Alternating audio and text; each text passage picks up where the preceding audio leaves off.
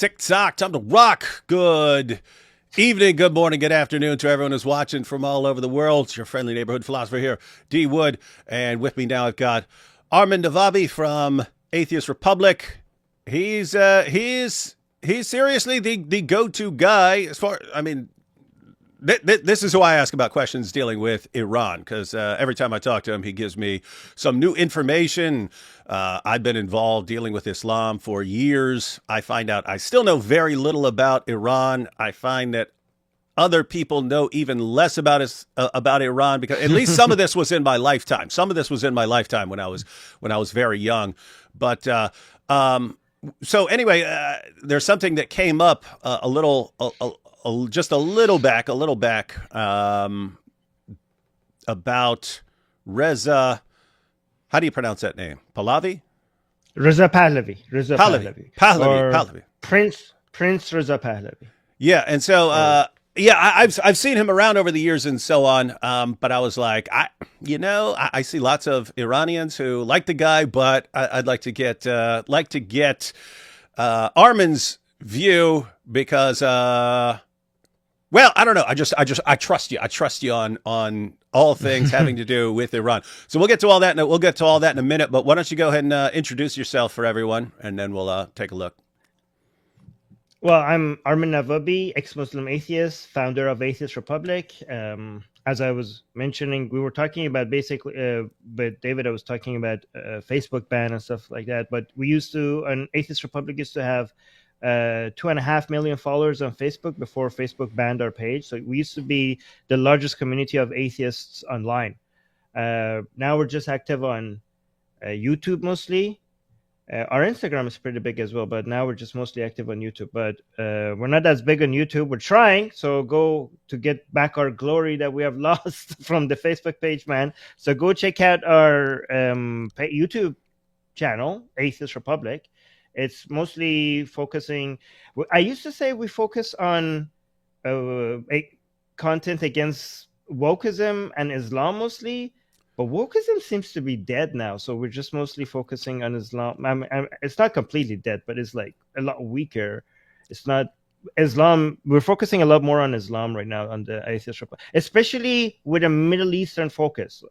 I know there's a lot of channel that focuses on Islam in Europe and in North America, but because I'm Iranian and I'm very much every day I'm following Iranian social media and the content that is coming out of there, I try to show something on our channel. Me and Susanna do the news every week. That is sometimes focused on North America as well a little bit, and on Europe as well. But when I'm doing my own streams, a lot of times I'm focusing on stuff that is happening in the Middle East, and usually it's type of content that you might not see in other places. Basically, what people in the region are seeing themselves on social media. So it's a unique take. So go check it out. Sorry, that was a long intro. Oh, yeah, you're good. You can take as long as you want. It's your time, sir. Your time. But you were mentioning that you guys were mainly you had your biggest following on Facebook, and then had problems with Facebook and so on. But you and I were talking right before we started about how looks like things might be changing over at Facebook, and they might be a little less inclined to ban, because that's why I got off. I wasn't kicked off, but they kept like giving me temporary bans of like a week here and there, and it was always 100% of the time complete nonsense. Like a keyboard jihadi would threaten to murder me, and I would say, "Hey, look at what this guy said," and then they would ban me for attacking a Muslim when I'm just saying, "Look at what this guy said." It's like, what is this? And so it was just, I don't want to be on here. I don't want to be on this platform where you will ban a guy who says this guy threatened me, and not guys who actually threaten people and so on. So anyway, I was just like, I deleted my own channel. But if they're, we can be forgiving if people recognize, hey, we were going too far with this, and we want to fix this. Then, I might jump back on Facebook. So would you probably, now that it looks like things might be changing, will you guys like try to get back your channel, or just start a new one or something? No, I'm not gonna go start. We're already working too hard on YouTube now to start something from new on Facebook. I want our page back on Facebook. If they're not going to give our page back, if they maybe they're not going to ban anybody anymore, but are they going to bring back the old accounts that they banned? Because we got banned for the dumbest reasons. Like, we had memes about Islam, and they would say that, oh, this is promoting hate. Like, huh? So it was so weird. So I don't know if we're going to be able to get our page back, but if we don't get it back, I'm not going to go back to Facebook. No way. Focusing on YouTube. Yeah. All right, and just a comment here. Just because this is fresh in everyone's mind, but Dry Bone says, is Central Dawa in jail yet after giving AP a death threat? Yeah, guys, I can't comment on this. I did not see this debate. I was asleep, and I woke up a little after 3, and I was like, oh, let me see how the debate went, because I didn't even know what time it was. I didn't know if it was 11 or 12 or whatever. Let me see. I just knew it was early, and so I was like, okay, let me check out and see how this debate went. And I go over and click on it, and it's just AP on the screen, but he's like divided up on all 3 of the screens and stuff. I'm like, is this?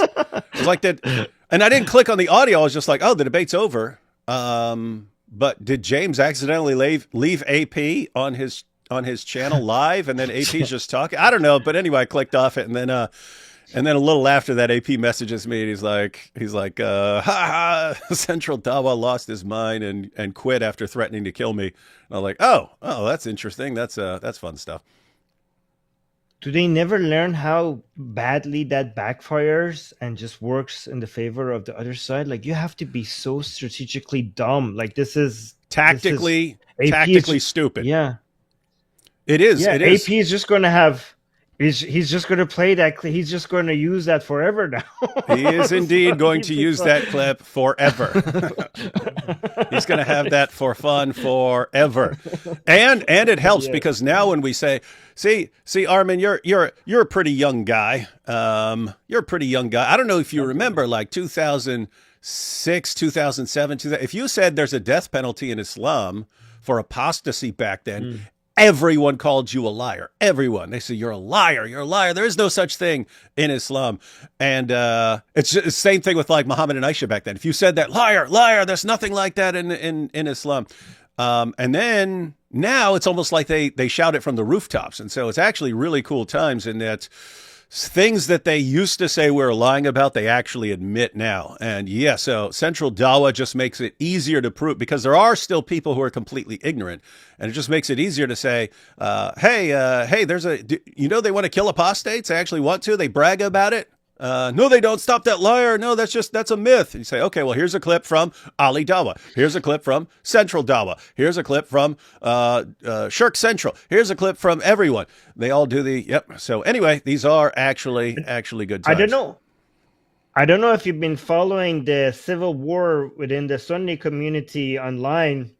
Ever since the fall of Assad, the discussion has been whether the blood of Shias are halal. I don't know if you've seen that drama.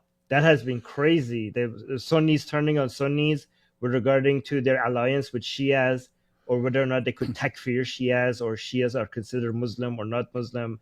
It's been insane. Like after October 7th, they all were united. Shia, Sunni, everyone was united with their anti-Jewish hatred. But with the fall of Assad, that entire unity is now fractured, and everybody's turning on each other. Everybody's takfiring everybody. It is, and everyone's been going off on everyone else. I mean, you got Jake, and you got Jake the Muslim metaphysician, and Daniel Kikach, who used to be debate partners. They used to be debate partners, and now they're like sworn enemies. Yeah, I think they're like calling each other apostates and stuff now. So I don't know. This is wild stuff going on. But yeah, the Dawa wars. They don't directly call that, but they hint at it. So because takfiring is a very serious allegation in Islam, takfiring somebody. So because you could be accused of being Khawarij. But again, that's a lot of other mumbo jumbo. But I've been enjoying following that. That's very fun. Oh yeah, it is. And so at the end of 2024, I had a live stream. I had people on, and I asked them, has anyone seen a worse year for Dawa than 2024? No one could think of any worse year for Dawa. And then I asked for predictions on what 2025 is going to be like. Is it going to be the same? Is it going to get better? Or is it going to get worse? Everyone said it's going to get worse. And look how it starts off. It starts off with, "Hey, let's spend the entire month of January talking about the grooming gangs on X," and Elon Musk talking about it. Of course, he started off the year with the attack in New Orleans, and here we got our first debate with Central Dawa, and he threatens to kill AP or says that his blood is halal or something like this. Anyway. Looks like they're in full panic mode, and it's pretty fun to watch. Let's go ahead and take these first couple of super chats real quick, and then we will jump into. Matter of fact, I'll go ahead and show since it's a short clip. I'll show you why basically contact you and ask you to talk about this. But it's a short clip of the exiled crown prince of Iran. And then right before that or right after that, I saw his letter calling for the Cyrus Accords. And so I'll just introduce that, and then you can take it off and get everyone up to date on Iran. So Nicholas here says, is philosophy based on unfalsifiable claims? Other minds exist, etc. Unfalsifiable equals not true, right? No, this would... No, unfalsifiable does not mean not true, because there are certain claims that you could never prove me wrong on. Like if I say I exist, you could have a million PhD scientists and philosophers to tell me I don't exist. That will never convince me. You could not falsify that claim for me. That doesn't mean that it's not true. So but generally, if you're making claims and you add all sorts of qualifications to them to the point where you make it impossible to refute them or something like that. You're doing something messed up in the realm of philosophy. But we could talk about that. We could talk about that sort of thing in a different time. We're going to talk about Iran now. Boomer says, I found an inspiring hadith, Sahih Bukhari 55:17. I looked it up real quick. It says, oh, something sexual. Nope, it's not. It's actually, it just says, narrated Abu Musa al-Ashari, I saw the Prophet eating chicken. That's the entire hadith. Oh, wow. I saw the Prophet eating chicken. That's the entire hadith? Yep. Powerful, this powerful. is the one hadith that I could get behind. Yeah, we finally found a good hadith. Take a Theology says, AP should shave more often, much more handsome. Yes, we've got more handsome AP because he doesn't have that big, filthy beard. Oh, Mortal Wombat. I know. Mortal Wombat says, good morning. Great seeing the two of you going live together. Much love from Germany. Thank you. And let's see, I guess both non-hijab fans, what do you know what that stands for? What do you think? I think that's what do you think? What do you think about Christian veiling? Well, if you were saying they have to veil or something like that, that would be up for discussion. In general, I'm fine with people deciding how they want to, whatever they want to wear. Even if Muslim women want to wear a hijab, I'm not going to tell them what to wear and so on. Anyway, I'm against like governments jumping in there and telling people what they have to wear and so on. Then we got also forcing by family, and even without government, family forcing. Community forcing as well, not just government forcing. Yep. And so we've got Armin here. And matter of fact, sorry. Let me go ahead and play this little clip because I think this is the first time I've actually watched a clip from Reza here. Let me go ahead and play this little clip. By the way, that hadith, that chicken hadith might be made by somebody who was selling chicken during the Abbasid dynasty. Hey, that would be smart. Hey, that would be like today. They're like, hey, I saw Muhammad eating McDonald's, so come on down to McDonald's and get yourself a delicious Momo burger. That would be brilliant, man. That'd be brilliant. Hey, you know what's funny? That hadith should be posted outside of like every chicken shop, every like Pakistani chicken shop. That hadith should be up on the wall. That'd be funny. If it works for camel urine, it should work for chicken. Let's go ahead and check out this clip. A sense of civilizational and cultural and national identity that transcends everything. I mean, whether you are a Christian or a Muslim or a Baha'i or a Jew, or if you are a Kurd or a Nazari or a Baluch, that sense of national identity finds itself back in the narrative of a proud nation with a proud history and with something and how much it contributed to Western civilization. Thomas Jefferson incorporated into the Constitution of America or the Declaration of Independence, inspired very much by what Cyrus the Great had said. Amazing, yeah. So if you look at that and the perspective of where we stand as a nation in the context of these very ideals and values, as opposed to a regime that has been warmongering, has been planting the seed of hatred and disdain, and it's night and day. And it's really, even if you go back in time in terms of the Zoroastrian values of Ahura Mazda versus Ahriman, Ahura Mazda being the god of light and truth and justice and what have you, and the darkness and the evil and everything. It's evil versus light. That's literally how we look at this regime as it impacts us Iranians at home. So for since I'm not quite familiar with exiled Crown Prince Reza here, I'm assuming other people are also most people. I know there are people, especially Iranians and so on, who follow who've been following all this very closely. But there are people who are younger than I am. All they've ever experienced is like an evil terrorist Iran, and it's kind of there.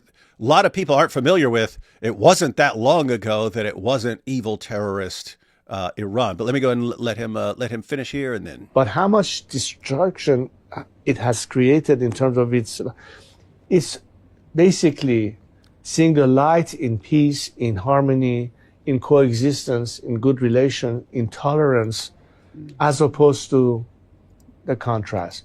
And part of my message to the world is us Iranians want to have cordial relationship with the world. And why not start with the most obvious, which is where Israel stands in terms of being threatened by a regime that calls for its disappearance. Right. Whereas me knowing that, among other things, the best experts in managing water issues happen to be Israeli experts. And what kind of a relationship with this country would be mutually beneficial and to my country, instead of this narrative of hatred and anti-Semitism, whatever it is that is out there. You know, and that's part of the whole picture.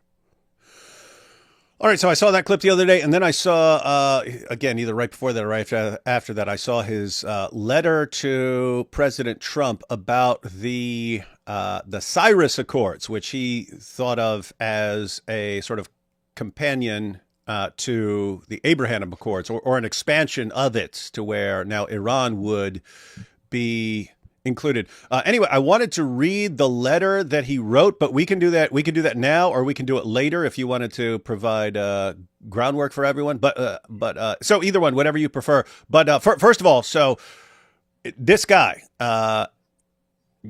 good guy or bad guy? Oh, definitely good guy. Good guy. Definitely the good guy. Yeah, good guy, and probably the only hope we have for a genuine opposition against the Islamic Republic in Iran. If there's going to be any unity, any form of coalition of Iranians against the current regime, it could only be done around this man and this name. Any other, not that everybody agrees with him. I could show you that he's the most popular. Everything I'm going to say today, I'm going to have evidence for it. I'm not just going to make stuff up. Okay, I have scientifically collected data by a Dutch university to show you guys to make sure that I'm not making stuff up. But any other political force that exists in Iran, it's either the regime or it's something worse. So if you look at all the political powers right now that are Iranian, one of them is the hardliners. The other one, which is the reformists, are actually worse because they provide some false sense of, liberalism to the outside world, which makes it much more difficult to deal with them. So it's either the reformists or the hardliners, and the other political forces are the MEK, which is anti-regime, but they're actually worse than the regime. It's basically a leftist Islamist cult, which used to be a militant group. Now it's not, but it's a terrorist group. It's a cult.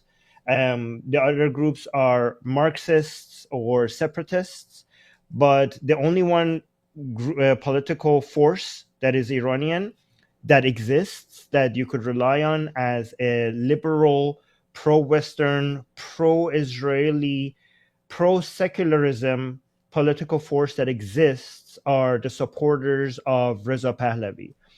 To be fair, there are other Iranians who agree with these values, who might not be the supporter of Reza Pahlavi. However, they don't have any political movement. The only political movement that exists that is liberal, that is pro-Israel, that is pro-America, that it has the highest amount of liberal and secular support in Iran is the Reza Pahlavi movement. And again, many of these people are monarchists, but there are not all monarchists. And I could show you that Reza Pahlavi has both monarchist and Republican support. When I say Republican, I know a lot of Americans are watching. I'm not talking Republican versus Democrat in U.S. You're saying they support they support a republic. They want a republic without a king, and many Iranians want a constitution.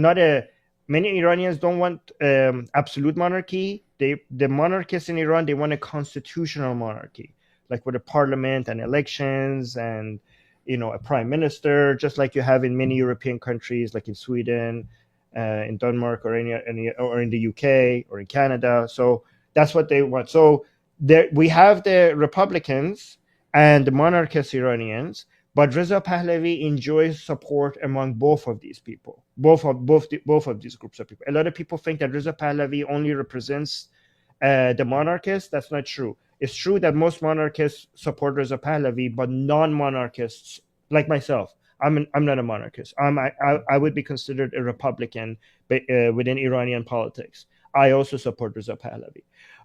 I do want to provide some context to who this man is and why. I see some Israelis in the chat. I also want to show how much Reza Pahlavi supports Israel and how telling that is for the most popular politician, the most popular leader in Iranian politics is somebody who supports Israel. And what does that say about Iranians, by the way? I mean, I already showed on many of my live streams how many Iranians support Israel, how many Iranians wave the flag of Israel next to the flag of Iran, the true flag of Iran, which is the sun. I'll show everything. It's better for me to show while I'll explain. I want to know if people in the live chat, can you tell me how, I know Iranians already know Reza Pahlavi, but I want people to comment if they knew who this person is, because it's very important for the outside world to recognize Reza Pahlavi as the best representative of Iranians and what they want. Like, if you want somebody to listen to, somebody to champion as a representation of Iranians and what they're fighting for, you don't get anyone better than Reza Pahlavi. So I hope people in the live chat, let me know if you know who this man is, or are you just now being introduced to him? So let us know. I'll go ahead and put that in a Pahlavi. I'll go ahead and ask in a little poll reel here. Did you know who Reza Pahlavi is? And go ahead and start that poll, and that'll give you a little idea. Okay, so the main reason I was asking that is because there are these situations, especially in the Middle East, where you say, "Oh, there's a bad guy. There's someone who's going against him," but it's like, it's all bad guys, right? I'm not saying the entire population and so on. I'm saying there are situations where there's a power struggle, and it's like this terrorist group versus this terrorist group versus this terrorist group, and they're all fighting for power. And you're like, okay, so I'm picking the least bad terrorist group here. But you're saying that in Iran, at least, there is a good option. There's a good option for the future. And you were talking about as far as Israel's concerned, because the last time. You and I were live together. You were explaining the situation. You were explaining the situation over there, And we back then we were talking about the poll, which showed that like only 40% of Iranians now consider themselves Muslims of any kind. And then since then, especially, we've seen all these situations where like the government puts flags of the U.S. and Israel on the ground to get people to walk all over. And you'll see like thousands of people walking around them and refusing to step on it and so on. So it's this interesting situation where when, especially back during the Arab Spring, they had, hey, just give this country democracy. Just get rid of this dictator in this country and we'll give them freedom and democracy. I'm thinking if you don't have the right kind of population, they're just going to vote in their terrorist group with their favorite terrorist group. That's what they're going to do. The one place I look at over there and I say, those people seem like they're ready for a big change and that they would love it and that they wouldn't just go with the terrorist route seems to be Iran. Seems like the one place you could say, okay, freedom and democracy would work somewhere. It seems like there. Well, actually, I have a study that I could show because I know it seems like that, but it's beyond seeming like it because I will also, once I start showing you things on my screen, there's actually a study that shows that the divide between the views of Iranian people and their government is the widest in the world. There's no other country in the world that there's such a huge gap between what the people think and what their philosophy are and how the government thinks and what they want.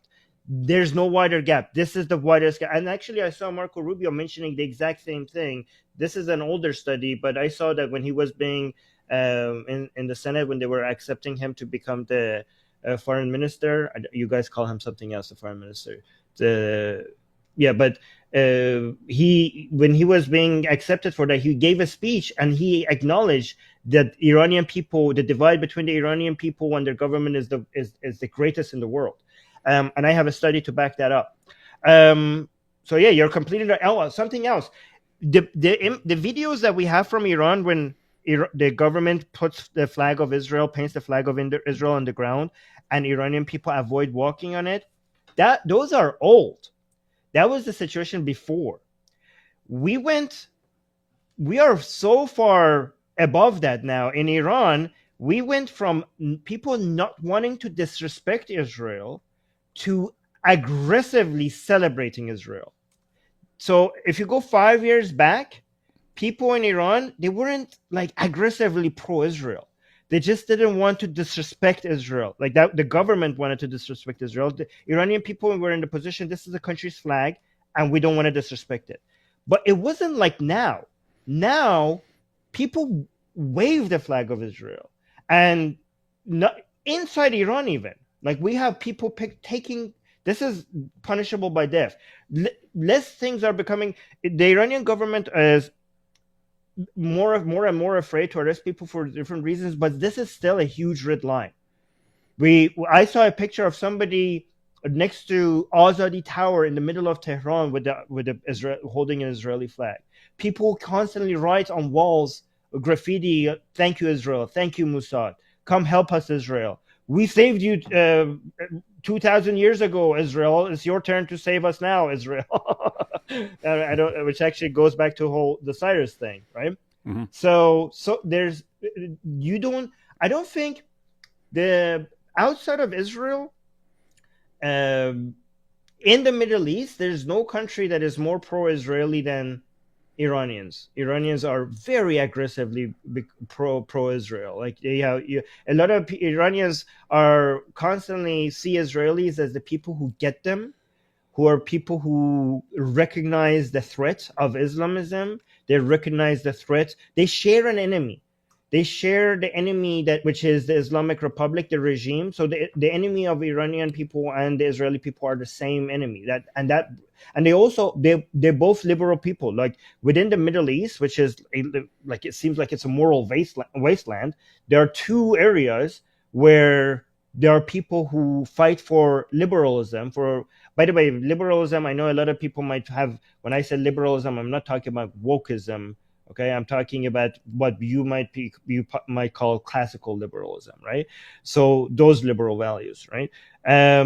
So it's Israel and Iranian people. These are the two nations who have the closest values in that region. So sharing same values and sharing the same enemy, and also having historical ties, which some people relate to, brings these people close to each other, right? And that's why Cyrus is used Reza Pahlavi very it was very smart of him to name this.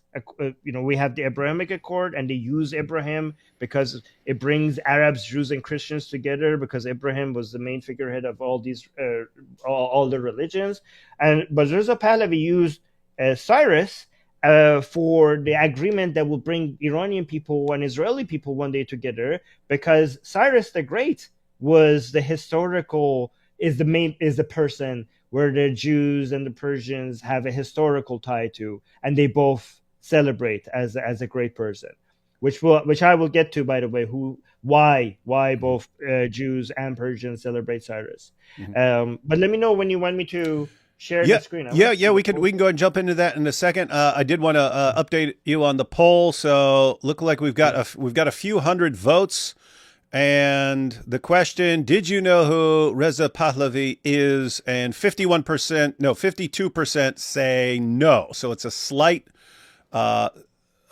majority of people who didn't know who he was. And that's kind of why I wanted you to get everyone up to speed, because these look like times where we might get some serious significant changes, but lots of people in the West, when they think of Iran and America, they think of Iran and Israel. All that's in their minds is like crowds of people chanting "Death to America, death to Israel" in Iran, and they think that's Iranians. And you actually pointed out the last time we talked something that was interesting to me is you pointed out the only people now who support the Iranian government are the sort of the extreme end of the Shias. And they're the only support the government really has anymore. And so the government has to keep acting in accord with their will, which for them is like being global terrorists and trying to bring about the 12th Imam or something like that. And so they constantly want to stir things up. They want to stir things up. And you're pointing out back then that the government can't sort of become more moderate, because the only people they have on their that support them are the radicals. And if they became more moderate at all, then they'd lose the support of the radicals. Then they would have zero support from anywhere. Well, yeah, the government is trying. It's a very delicate balance that they have to try to. They're stuck between a rock and a hard place, right? So the main two issues that is basically bringing the regime down, and they're really, really afraid, is Israel and hijab, right? So the pro-regime hardliners, which are a very low minority now, the regime knows that this is the last remaining base that it has. And even dictators require some level of support to remain in power. If they lose that, then it's game over. We don't have the exact numbers. I'm guessing there is a remaining 6% support for them. That's my guess. Some people say that's lower, bad. Some people say higher. But if they lose, if that 6%, for example, turns into 3%, that it's over. And that 6% is turning on the regime because they think that the Islamic Republic is not Islamic anymore, because they're failing at two things. They're failing at responding to Israel, and they're failing at enforcing hijab laws. Because the Iranian people are becoming too powerful. There are too many of us. There are too many. The opposition within Iran is too strong, and the regime cannot just go and arrest millions of people. Right? There's so many people in Iran are walking without hijab and enforcing. They even passed a new very strict hijab law recently, but they're not enforcing it because it's unenforceable. There's just too many women without hijab just walking in Iranian streets. It's unenforceable. If they want to enforce it, it will trigger another revolution. So, and also when it comes to Israel, the hardliners are thinking that Israel, the government is constantly trying to convince the hardliners that we're winning, but it's becoming more and more obvious that they're not. That Israel is basically humiliating them, and this has become a PR nightmare for the regime, for its own, not for the people who are against the regime, the regime knows that they have completely lost those forever. They're not even trying to win back them. The fight is now within the hardliners, and a lot of hardliners are going out and saying this is embarrassing. How are we winning? We're failing the revolution. We're not an Islamic government anymore.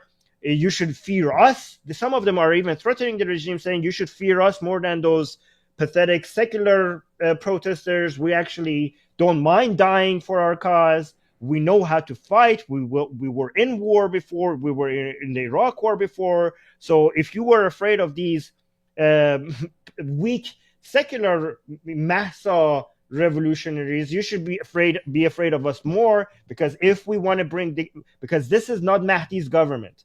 We will bring Mahdi's government if you do not enforce Islamic Sharia law in this country. They're looking around and they're saying this does not look like an Islamic country if you are not enforcing it. So this internal fight between them, and the regime knows that these people are idiots. The regime knows that if I go attack Israel the way you want us to, the whole world would unite against us, and that would be the end of us, right? And they know that if they want to enforce hijab laws the way that these people want them, they're bankrupt right now. I mean, they're going to increase the price of gas any day now, and that could spark another revolution of its own. So they don't know what to do, but actually they do. What the regime does is that they brought on purpose a reformist president into power. And yes, the elections are completely made up. The Khamenei decides who becomes the president, and they brought a reformer president in power to try to convince the hardliners that everything is his fault, and Khamenei is not to be blamed. So they're saying oh, we want to attack Israel, but the new president doesn't want to. And some hardliners are buying it. Oh, we want to enforce the hijab laws, but the new president is not letting us. So he is there. The so-called reformist president is there as a shield to take the blame for everything that is not going in the way that the hardliners want. That is the strategy, and it used to work very much better. It's not working as well. It's still working to some extent. I go into the hardliner social media a lot. I really listen to what the hardliners are saying, but it's not working as good as it used to. So we'll see. Things are not looking good for the regime. The entire time you were speaking, I was like, this sounds like the regime is screwed, and it's just a matter of time, whether it's like weeks or a couple of years. So in short, the only support the regime has is the hardliners. But the hardliners are getting upset with the government too, because the government is realizing, wait, we actually can't continue this crackdown on everyone who takes off a hijab, because there's an uprising whenever we do it. So we can't keep pushing, and we just can't keep pushing at Israel because they'll destroy us, and we can't do it.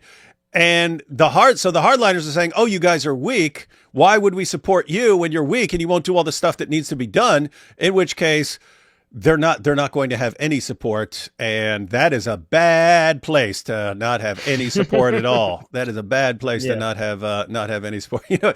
Just right when I was saying that, I remember the story of the Anabasis. So that's ancient Greece, but you had who was it? It was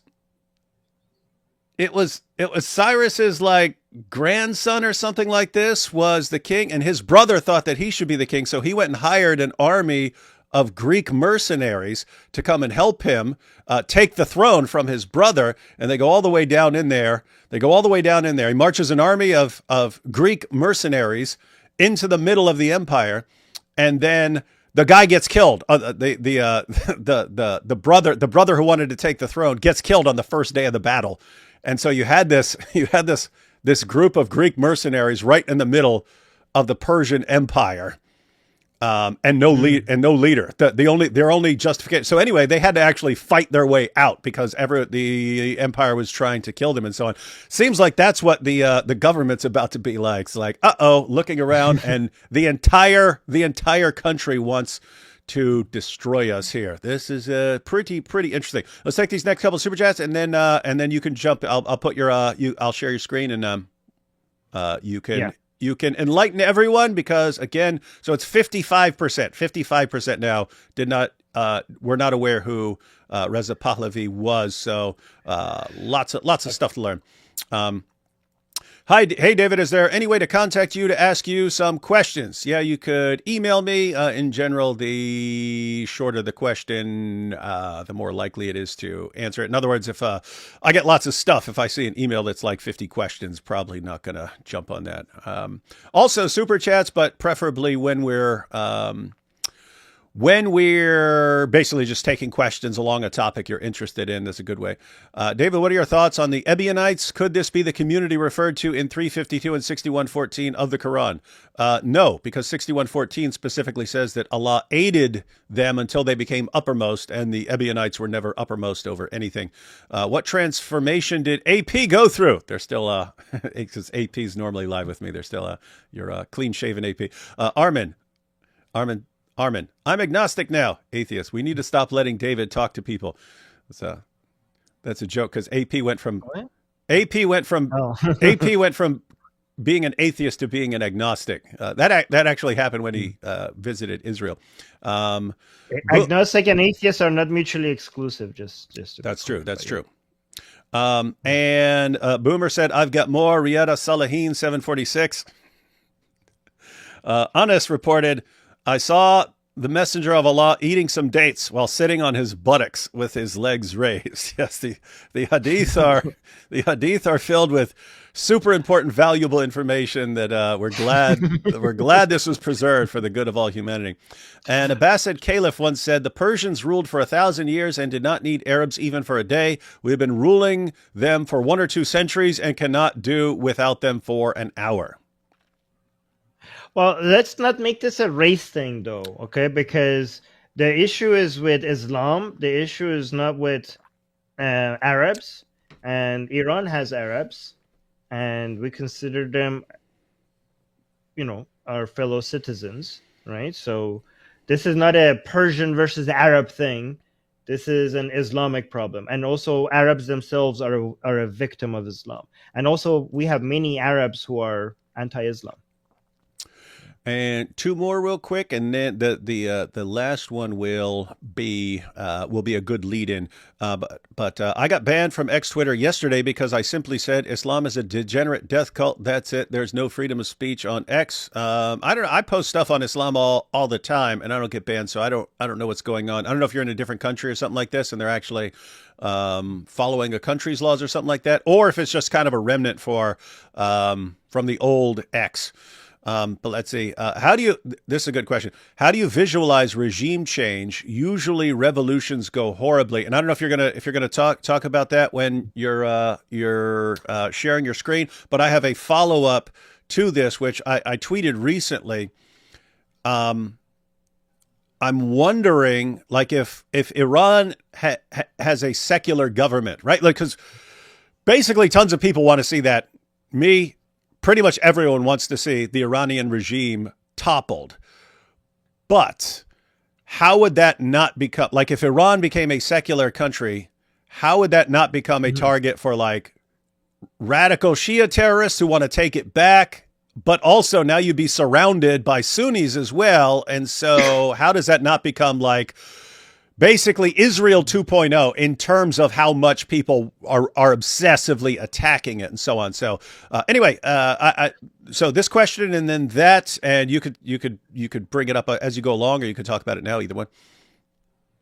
Yeah. So, okay, so I'll answer your question first. Okay. If Iran becomes a secular democracy, there's no neighbor that has an expansionist attitude towards the borders of Iran, except maybe the Taliban from Afghanistan. So that would be the only, some people would argue that maybe Turkey would want to take out Azerbaijan. I don't think so. I think Iran will have, as a secular democracy, because it will become a liberal country and it will have strong ties with Israel, European countries, Canada, and especially the United States, that unity with those countries will bring it before it gets the chance to build its own military, it will bring it a lot of international support to be able to protect itself from other places, but it wouldn't experience the same level of hostility as Israel. I mean, hostility that Israel is facing from its neighbors is unprecedented, but I think Iran would have to mainly be worried about its Afghanistan border, and that would be it. It faces no threat other than the terrorists in Pakistan. The Pakistan government itself has no ambitions. Iraq has no ambitions. But that would be the eastern borders would be the main issue, right? With regards to how do you visualize regime change? So first, I envision 3 ways of this happening. And I think the last one is maybe hopefully the most likely. I start from the least likely to the most likely, in my opinion, and I could be wrong because again, these things are unpredictable. I'm just guessing. These are so multifactorial that things could change, and things could end up in ways that Here's one thing that we know about revolutions: the way that they happen are usually in ways that nobody saw coming, right? So that the most predictable thing about what's going to happen is that it's going to be unpredictable. It's going to be in a way that we didn't see it coming, based on history, right? So, yeah. But the collapse of the Soviet Union was like that. Like I was raised in the Cold War when the Soviet Union is your most powerful enemy, and there could be a nuclear war at any minute. And you're always worried about this, and all of a sudden, I go to school one day, and it's like, oh yeah, the Soviet Union just collapsed. It's like, wait, what? The heck? Wait, where? What happened? And right. so yeah, these things can happen quickly and unpredictably. A Soviet Union type of collapse is what we're hoping for, right? Not military, no bloodshed, no like a foreign war, like invasion, like not bombardments, no people needing to like. It might come to actually people, being armed at some point. Like I'm not going to say that. I'm not going to deny people their rights, but hopefully something closer to. Again, I don't know if it's going to turn out. It could be because I don't know, Israel attacks Iran with the help of the United States. That could spark it. It could be a mass revolution of people coming into the streets by millions, and people just basically taking down the regime. That would be the best. That would be the best, by the way. Like it's the people themselves. Like if someone else does it, if someone else does it, like someone else imposes it on you, there's always this, oh, this came from outside. Whereas if it's like the people rising up, then it's like, this is ours. We're the people, and we took it. Yeah, the problem with that one is that the people are not armed, so I know millions of people coming into the streets. Some people, again, this requires expert opinion. I don't know. Some people will say that it's important for that to happen, but how far could it go when unarmed people are facing an armed, military? But unarmed people in the streets could cause a significant part of the military to defect and join the people. So even if the people are not armed, eventually, a lot of people in the streets could cause a part of the Artesh, not the IRGC, but the Artesh, which is the part of the army that was inherited from the Pahlavi dynasty, right? Which some people argue not its leaders, but its body is less ideological.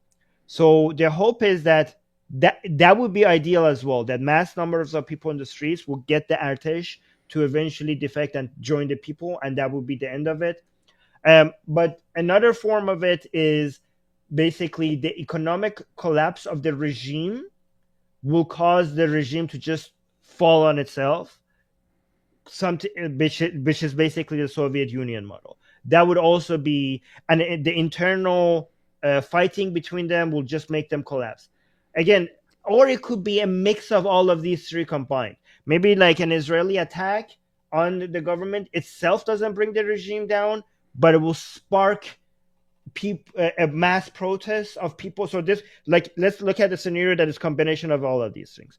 Let's say that people are saying that, okay, we have a full confrontational war between Israel and Iran, and the people think that, okay, this is the time that the government is weakest. Now is the time to come into the streets. We also have an economic collapse of the regime happening at the same time because of the maximum pressure of Trump on the government.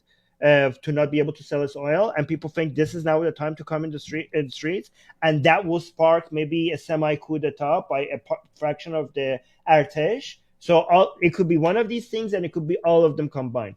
But the least bloody, the better. So we're hoping for a not bloody situation. But again, whatever happens is the only thing that could have happened. Like, this is not under anyone's control. This is us. This is just guessing. If whatever is going to happen is after it happens, we're going to look back at it and realize that it was inevitable for it to happen that way, and there was no other way for it to happen. So that's what I think. You got a couple more questions here. Well, first you have a comment here. No worries, Armin's jawline will destroy Islam.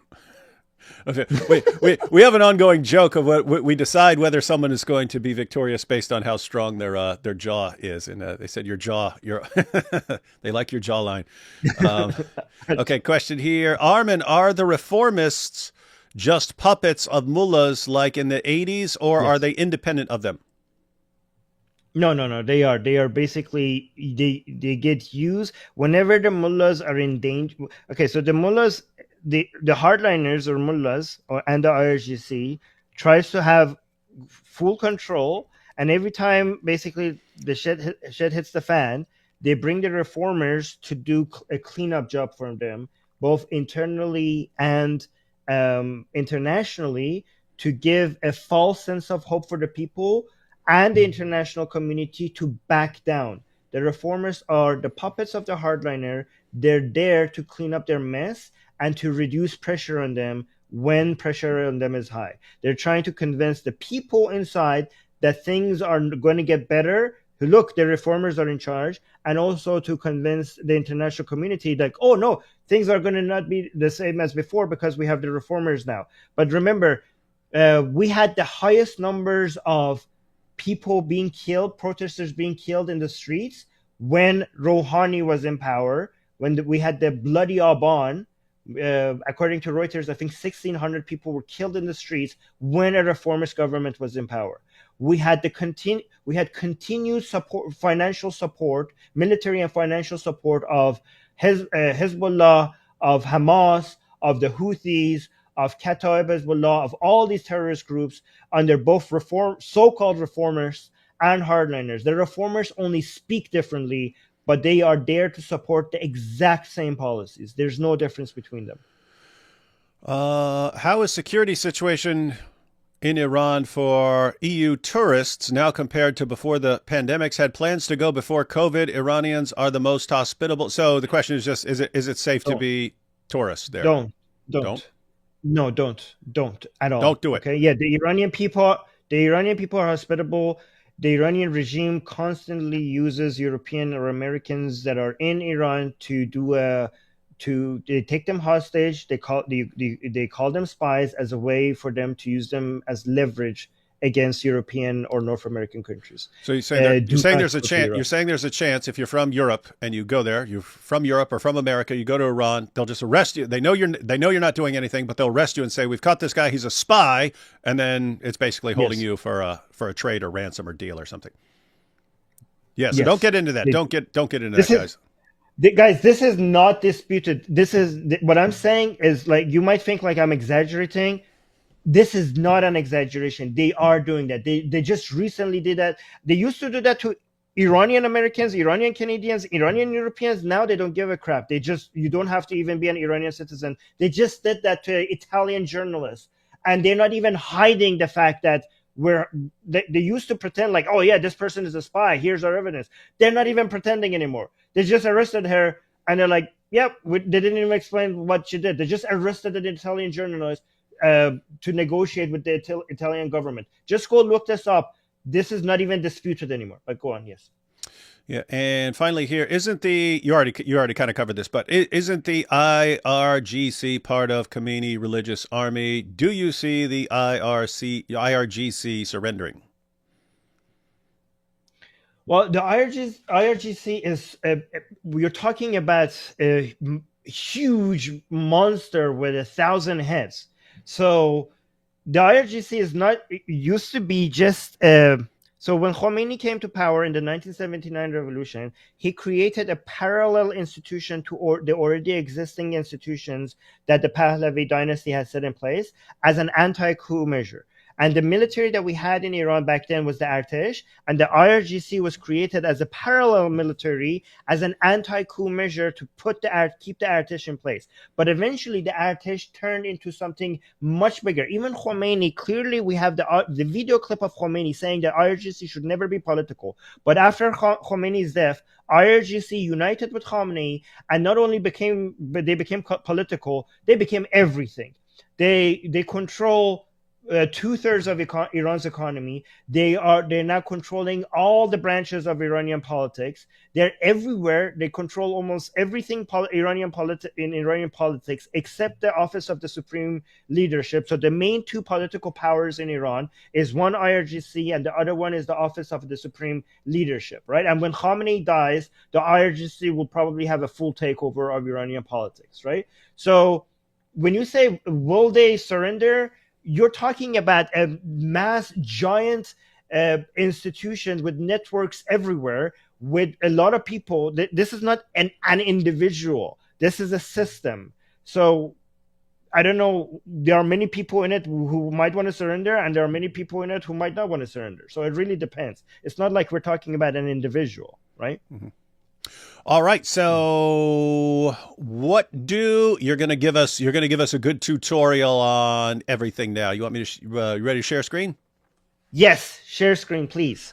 All right, guys, we're going to be off the screen, but I will just probably jump in if I am confused about anything or need clarification, but here we go.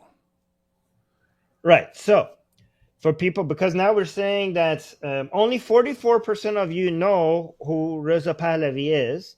So 56% said no, 44% said yes. So before the 1979 Islamic Revolution in Iran, we had the Pahlavi dynasty. The Pahlavi dynasty came after the Qajar dynasty, and it unfortunately had only two kings before the 1979 Islamic Revolution. So first we had the Qajar dynasty, then we had the Pahlavi dynasty, then we had the Islamic Revolution, and now we're stuck with the Islamic Republic, right? So the two kings of the Pahlavi dynasty, the first one at the first king is the one here at the very left. This is Reza Shah or Reza Pahlavi. So it's the grandfather of the current Prince Reza Pahlavi. And then we had Muhammad Reza Shah, which is the father of the current Prince Reza Pahlavi. And he was basically, his regime was toppled with the 1979 Islamic Revolution. And he is now in the US. This is the son of the former Shah. And this is the person we're talking about. So these are the three Pahlavis. The first two of them were kings in Iran. And now a lot of Iranians want this third man, to go back to Iran and represent the government. They want him to represent. Okay.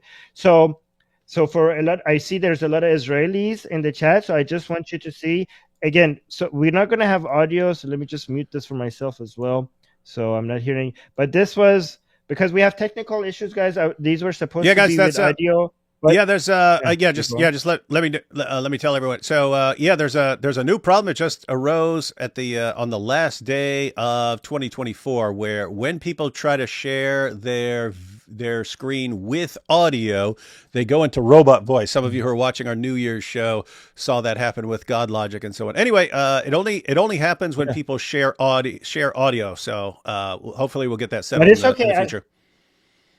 That's fine, because I could explain. This is Reza Pahlavi, basically the third person that I showed you. Okay, so he's here in Israel. This is a video of him in Israel, and they're playing the national anthem of Israel here.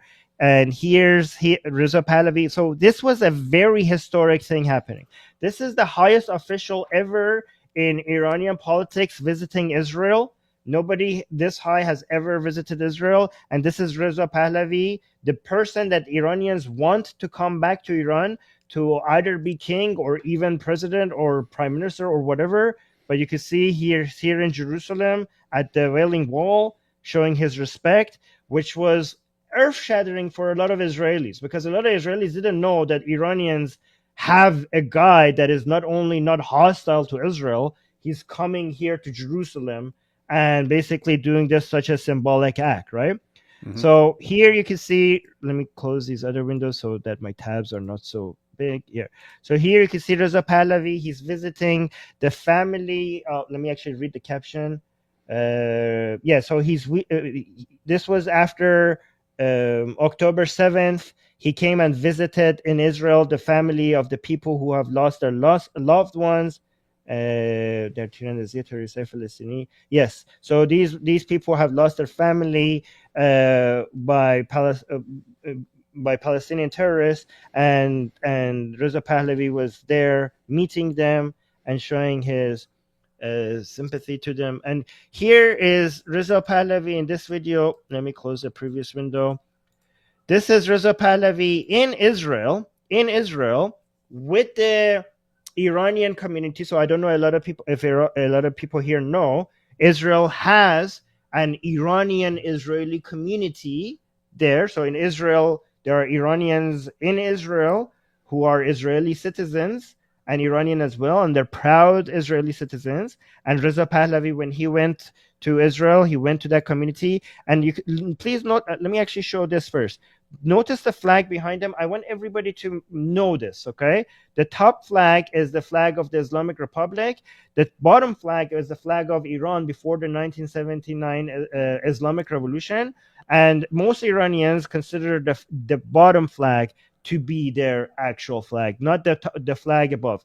And actually, the flag above is such an insult because the official, again, I'm not anti-Arab, okay? But the language of Iran, the official language of Iran is Persian, it's Farsi, okay? It's not Arabic. This is just like other countries have their own official language, and that's not an insult to anyone else's language. But this is the flag of, I think it's one of the only flags of a country which the writings on it is in a language that is not the official language of that country. Because, so this flag has Allah in the middle in Arabic, and also it has Allahu Akbar in these rows above and below, which is Arabic, which is not the official language of the country. Anyways, this lion and the sun in the middle, that's the flag that the Iranian people recognize as truly their flag. So you can see in this ceremony, the flag behind Reza Pahlavi is the lion and the sword, and you can see the Israeli flag and the Iranian flag. And these are, I wish you could hear, this is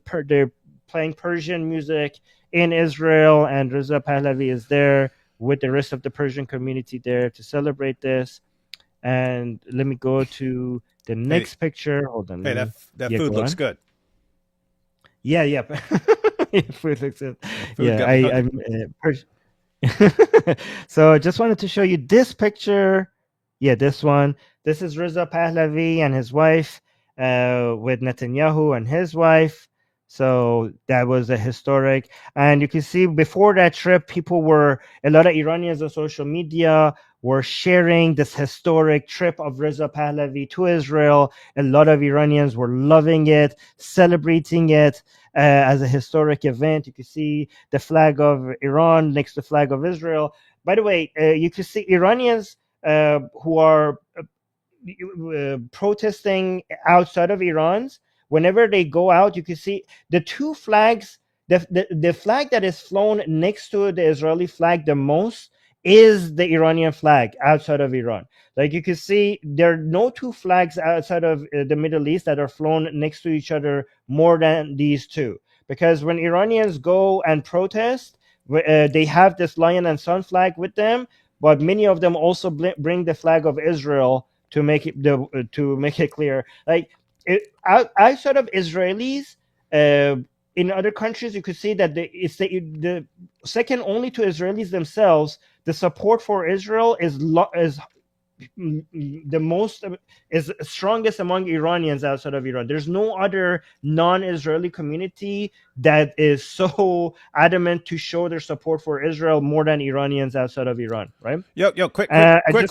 Quick question about the flags. So, you've got the official flag of the Iranian regime, and then you have the earlier flag with the lion and sun on it. So if we see some protest or something and we see the flag with the lion and sword on it, those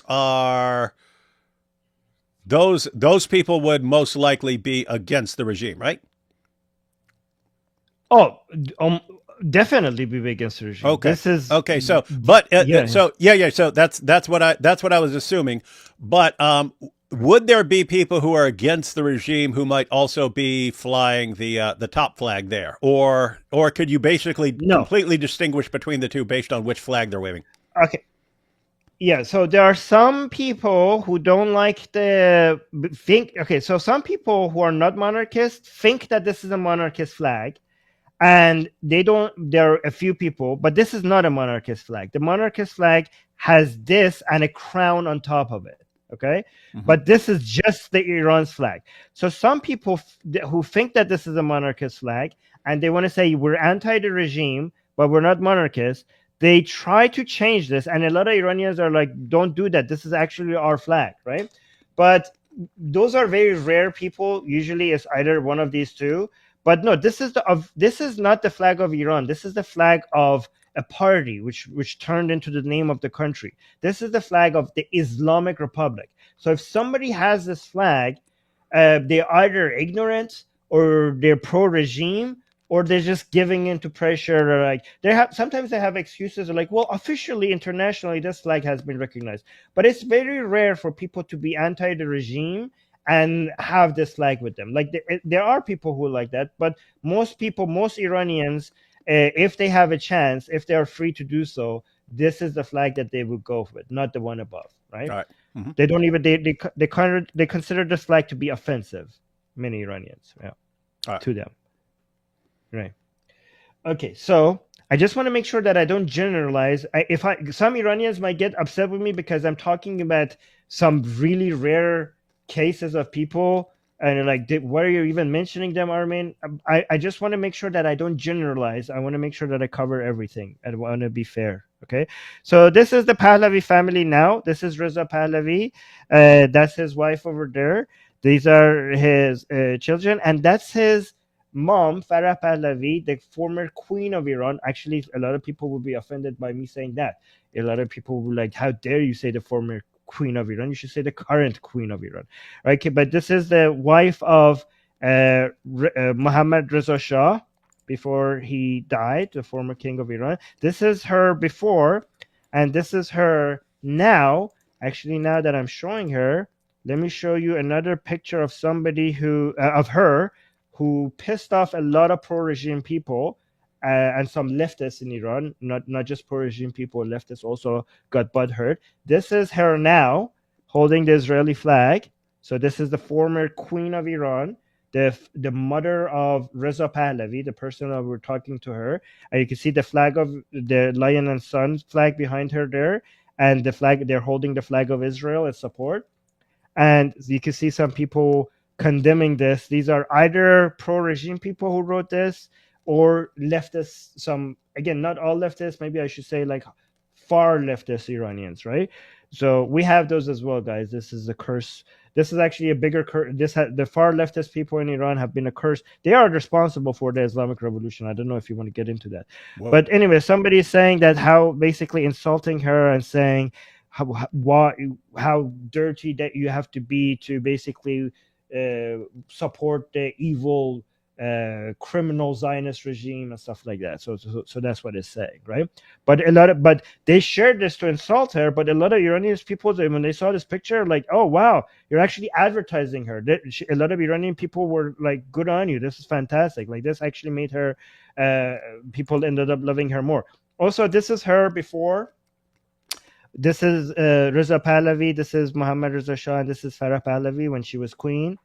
And this is them now. This is the family now. You can see it's a very casual, fun family, like very modern. And this again, so this is Reza Pahlavi here. This is Farah Pahlavi, the queen, and this is Yasmin Pahlavi, the wife of Reza Pahlavi, and these are their children and the family. And here's another picture of Mohammad Reza Shah and Reza Pahlavi, the person. This is Reza Pahlavi when he was younger, and this was his father when he was the Shah, together in the picture. I love this picture, so I just wanted to share.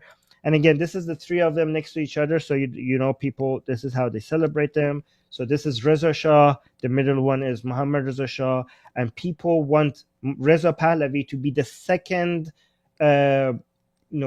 Reza Shah. Okay, but again, the monarchists won that.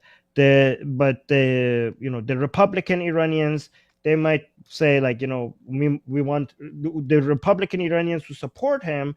Maybe they want him to be, I don't know, a president or a prime minister or something else, right? I was going to share with you guys the speech. We don't have audio, but there are two speeches that I wanted to share with you to demonstrate how forward thinking. Was a speech by Mohammad Reza Pahlavi about the industrial revolution that he brought to Iran. The reason why a lot of people love Reza Pahlavi is because Reza Pahlavi is this man's son.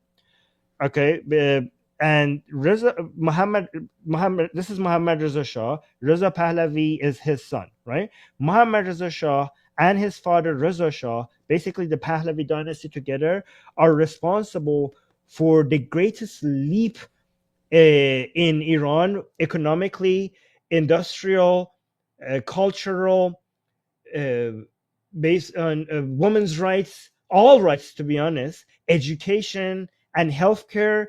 It was, I would call it a miracle if I wasn't an atheist, but it was the closest thing that you could get to a miracle in a country. You could just call yourself an agnostic from now on. Okay. But in this speech, you can see the programs that he's introducing. He was a very, very, very modern man. Okay, and him and his father. And I know personally, my family has benefited from this man's very directly, because my father got his medical. My father is a heart surgeon. Him and his father are responsible for building so many universities in Iran. And my father got his medical degree in Shiraz University, which was one of the top universities in the world at its time. And I studied in Tehran University as well, which was founded by the Pahlavi dynasty. So me and my father were educated in the universities that these men built. And Iran was scientifically very advanced and ahead of its time because of the scientific and technological advancements that these two men brought to this country. I could go over the things that they have done for the country. And we were a Taliban-like country during the Qajar dynasty. Like, if you had seen the Iran before and after the Pahlavi dynasty, it was not, you wouldn't recognize it as the same country. What these people did for Iran was a giant leap forward. They actually, and also women's. I would say Reza Shah is I would say this without any hesitation, is the greatest feminist in the history of all kind. Like, what that man did to women's rights, I challenge you to bring anything, even as, I mean, maybe you could find some people, I don't know, but if he's not the greatest person when it comes to affecting millions of women and giving them rights, he should be one of the top 5, if not close to number 1. He can't be number 1, because number 1 is Prophet Muhammad, right? So yeah, that's what I hear. Fortunately, I don't hear that much anymore. But like 12 years ago, I heard it all the time. Muhammad was the greatest feminist who ever lived. Right. Oh, by the way, in this very speech, there's so many interesting points in the speech. But at the end of the speech, he's talking about the program that he's planning to. One of these programs that he was trying to introduce that he didn't get to because of the Islamic Revolution, which he talks about in this very speech, is that he was trying to introduce 24/7. He was trying to basically bring all the top teachers, elementary, high school teachers of the country, to identify who are the best elementary school and high school teachers in the country, bring them, get them to teach while being recorded, and get those recording and basically broadcast that to all TVs in Iran 24/7 for free. That was a program that he wanted to do. And that was, he really understood the importance of education. He considered, he was a man that constantly tried to make the country more democratic, and it backfired multiple times on him. He actually got us because the leftist communists were trying to take over, and every time he was trying to loosen the grip and make the country more democratic. One time they tried to do a coup, and another time they tried to assassinate him. They shot him. You can see him here. He was shot, and then he had to tighten the grip a little bit more. He was actually at fighting his own intelligence operations in intelligence, the Savak, because the Savak wanted to tighten the grip and he wanted to make the country more democratic.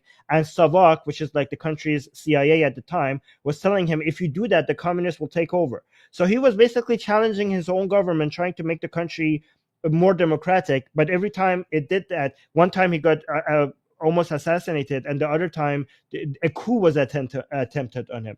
And that's why he thought that maybe the path to democracy was to build a foundation, democratic foundation. So he was trying to work on the foundation, which was education, to eventually get the country to a full-on democracy. And that's why he also gave women the right to vote for the first time. My dog is knocking at the door. She's trying to get in. By the way, this picture, let me actually open the door for my dog. 1 second. You're good.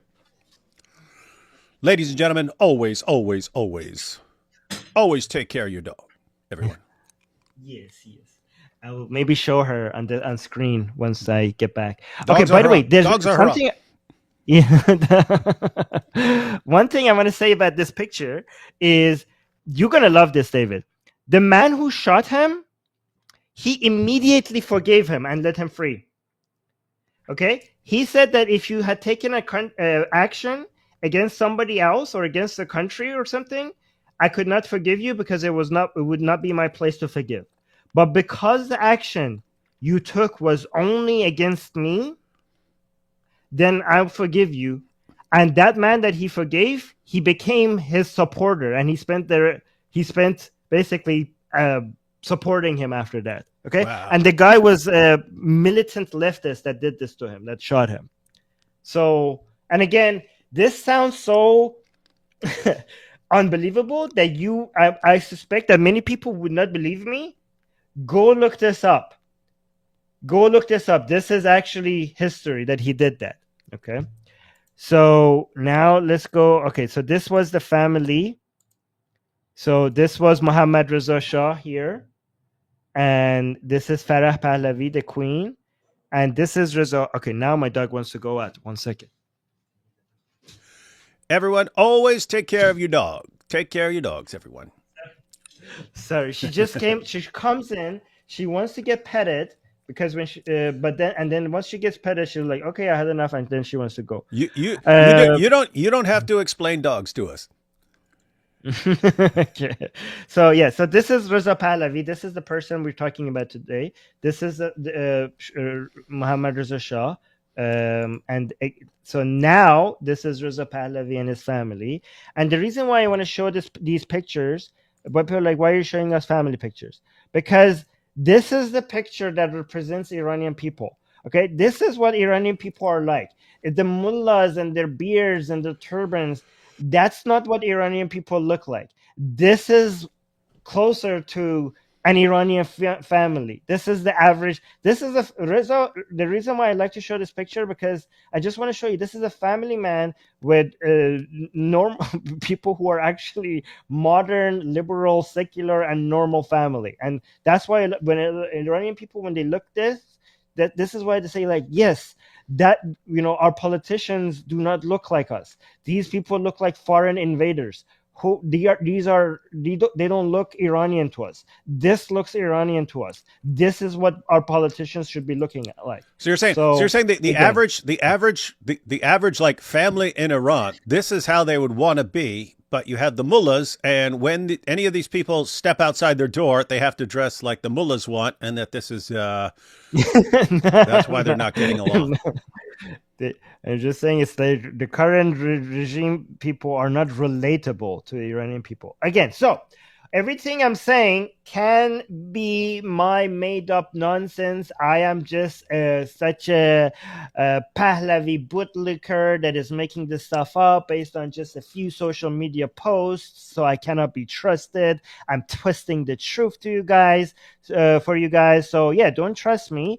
Let's look at some stats instead, right? So let's look at some So you guys know that I'm not making this stuff up. I actually try to be a very skeptical person, and I try to make sure that if I'm saying something, it's based on actual good information, right? So let's go look at this. So you can actually go verify these yourselves. This is a group based in Netherlands. It's an academic study, and you could go read the method. We did a full 3-hour stream just studying the methodology of this study, because a lot of people were like, how could you trust this? So we did a live stream on my Persian channel just to make sure that we cover that. Well, to be fair, not the entire stream was about that, but the end of it was. So the numbers that I want to show is this part, right? So there was a solidarity council with many politicians from the opposition that many Iranians wanted to be on the council as a council against the Islamic Republic. I just want to show you, these are all the main figures in the Iranian opposition. All the biggest name in the Iranian opposition, their names are listed here, right? So people, they were asked, of those you selected for the Solidarity Council, who is your first choice, right? Just look at these numbers. Look at Reza Pahlavi. So I want to be, so this was a couple of years ago. I think this was back in 2022. So it's been 3 years from now. So I suspect these numbers are now significantly higher. Both the numbers that is support for Israel and support for Pahlavi from 3 years ago, I suspect is now significantly higher for Reza Pahlavi, okay? Because of many documentaries that came from the Pahlavi dynasty since. Many Iranians are rediscovering their love for Pahlavi, everything Pahlavi. But even back then, even though, like, I'm going to be honest with you, it wasn't the majority. But look at everyone else. Look at the difference between Reza Pahlavi and every single other figure. Nobody comes even close. There is nobody, we have no other brand name, no other person that we can create an opposition for. And again, we don't need every Iranian to support Reza Pahlavi. You know, you could, with only 3% support, you could do wonders. But if you have this level of support, look at that. And like, who else are you going to pick? Who else are you going to pick for an opposition leader? I mean, look, for example, I know a lot of foreigners know Masih Ali-Nejad. Look at the level of support. Just compare that. Look, Masih Ali-Nejad, I know she has done a lot of, because she's big on social media, many non-Iranians know her. But look at the difference between, for example, Masih Ali-Nejad and Reza Pahlavi. Oh, so the Iranians inside Iran and Iranians outside of Iran. So that's how is the difference, right? So this is why we go based on numbers. So, and again, no other politician in all of Iran comes even remotely close. Both like pro-regime people, anti-regime people. There is not a single other politician that enjoys this level of support. Okay. Hey, quick question. Yeah. So, do you have any political interest? Like if Reza Pahlavi said, "Hey, Armin, I'm going back and I'm gonna take over, and I'd like you to be involved in the government." Do you have any interest like that? Oh no way! I don't. Yeah, me neither. I want to be safe. No, there are a lot of people in Iran. My safety will never. No, you know what? I love my job. I love being a YouTuber. Okay, I don't want to do anything else. No. So let's go to the Qaraardad Kurosh, or as you call it, the Cyrus Accord. Let me introduce you to why this name is such a great name and why Reza Pahlavi is right. So you guys all know about the Abrahamic Accord, right? So the Cyrus Accord is named after Cyrus the Great, and it's such a great name for. This is Cyrus's cylinder. Do you guys know what Cyrus's cylinder is? Have people heard of this? So I went and visited the Cyrus cylinder myself. It's in the British Museum. If you guys are in London, the British Museum is the largest free museum in the world. So you don't have to pay anything. Like, you have the Hermitage Museum in Russia, and then you have the Louvre Museum in France. But you all have to pay to get in there. But the British Museum, you don't have to pay anything. And if you go to the British Museum, make sure you visit the Cyrus cylinder, because this cylinder represents the earliest declaration of human rights in history, right? By Cyrus the Great, when Cyrus freed Babylon, which involves freeing the Jews from Babylon. This was his declaration, and this was in line with all of his policy.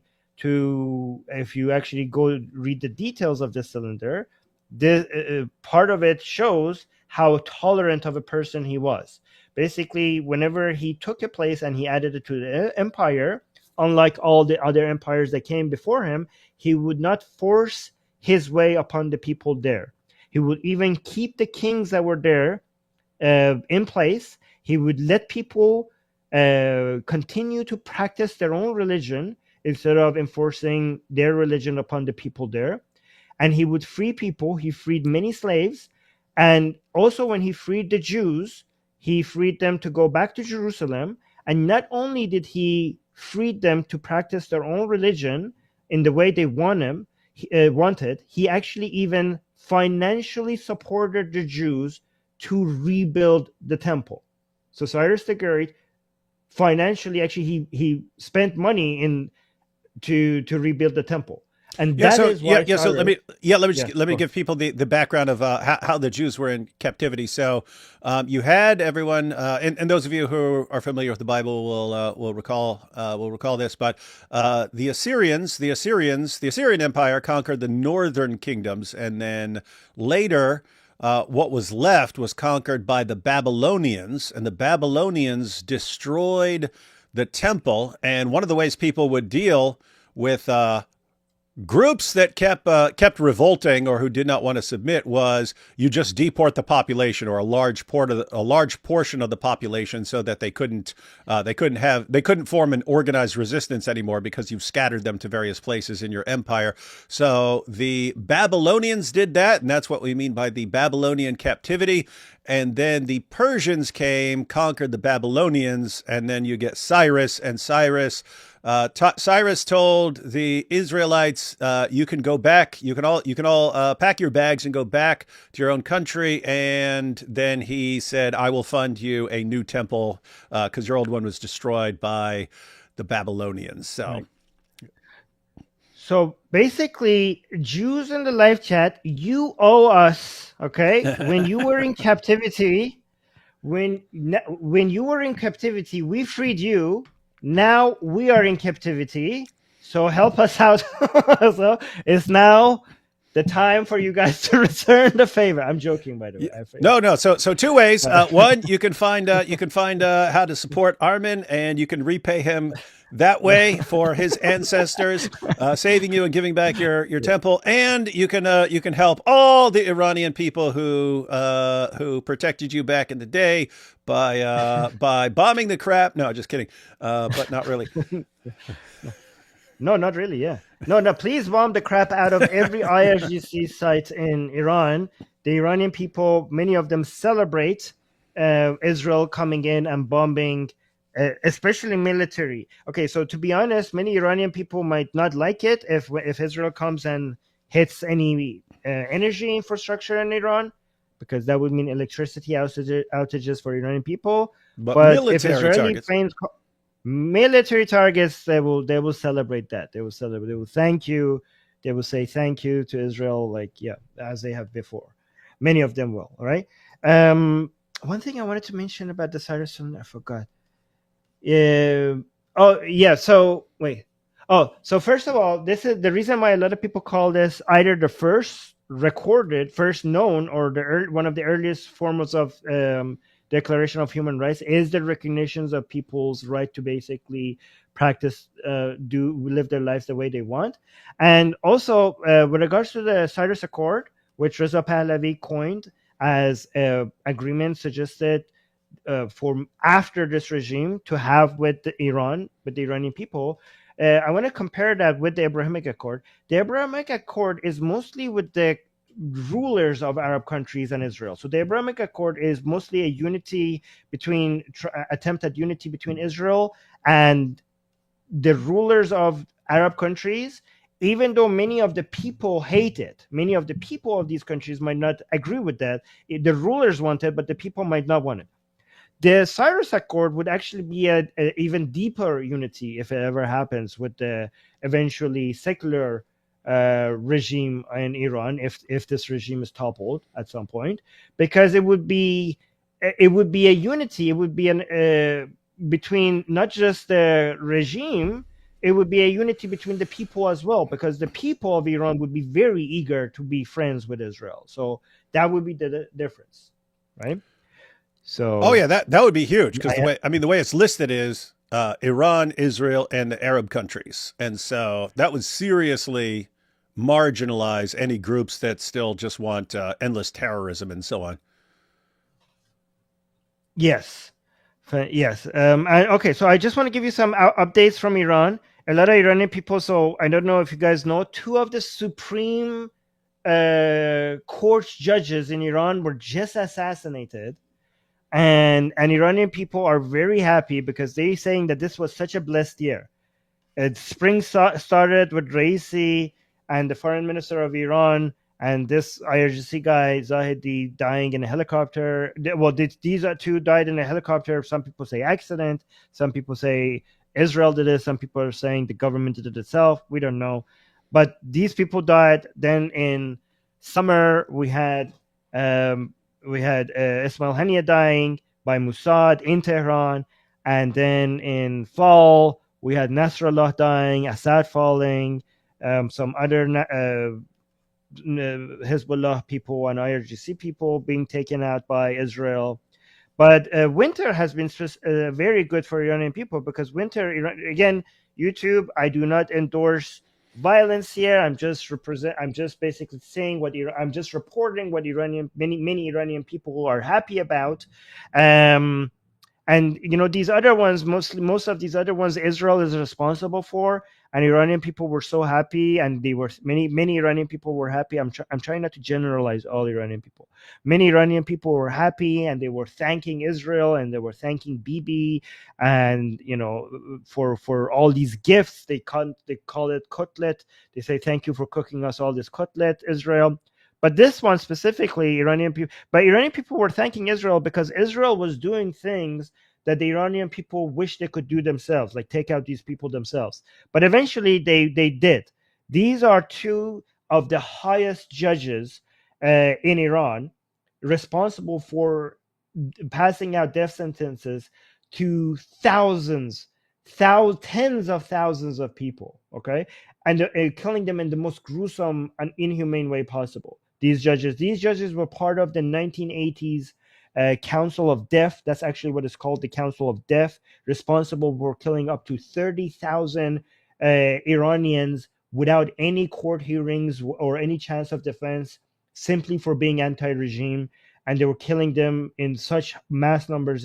It's one of the greatest massacres in modern history that has gone ignored. The massacre of anti-regime Iranians in the 1980s. Go look it up. And these are two of the judges that were responsible for it back then, and they're also now they were part of the Supreme Court. So there are very few judges in Iran that are above this. And there was a man that worked for their office bringing tea for 10 years, and he took a knife and he stabbed the security guy, took his gun and shot these two. Again, YouTube, we do not endorse this. We do not endorse violence for legal reasons. I'm saying this, and also just know that I'm just telling you what has happened. We're just reporting the news. But many Iranian people are celebrating this. They're saying that the day that this happened should be the National Tea Man Appreciation Day. And many people are writing on Iranian walls in Iran, are writing walls saying thank you, T-Man. Some people are saying this is impossible for a T-Man to have done this. This must have been the security person himself. Some people are saying it's the Mossad. We don't know exactly what happened, but we know that they be dead, and we know that people are celebrating in Iran and they're happy. Hey! You know what's interesting? Do you know where that was? Like what city that was? That was in Tehran, in the Kagh Ghazaiye, which is basically closest to the Supreme Court building. It was in the main building of the of the justice system. Yeah, I'm saying that And because mean, now that you're pointing out that it was a guy who was the Tea Man. In the U.S., we have what's called the Boston Tea Party. That's oh, where the Americans rebelled against the British, and they were increasing the tea tax, and a bunch of Americans went and dumped all the tea into Boston Harbor, told them to go screw themselves. But yeah, this I'm not giving it any suggestions, but this could be called the Tehran Tea Party. that's a good one. I didn't think about that. That's interesting. Okay, yeah. Yeah, okay, yeah, that's a good idea. Okay, I want to give you some more updates here. And I know, guys, some people here might be pro-Trump, anti-Trump, but that's not relevant. I just want to show you some Iranians. I just wanted to show you the attitudes some Iranians have.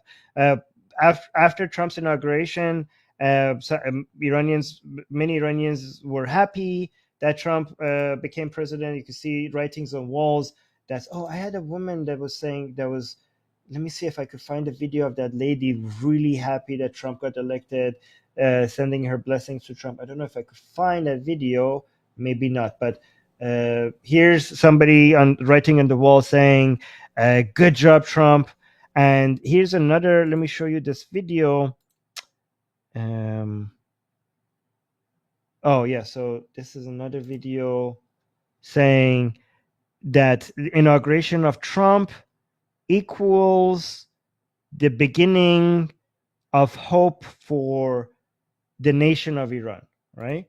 And so is this basically the support for Trump? Is it basically, we know Trump is going to be significantly harder, even if it's not bombings or invasions or anything like that, that he's at least going to make some sort of sanctions that'll make it more difficult for the government. And so they're like looking for, and it's like, hey, if he causes trouble for the government, or if Israel causes trouble for the government, it's basically they're kind of waiting for their moment.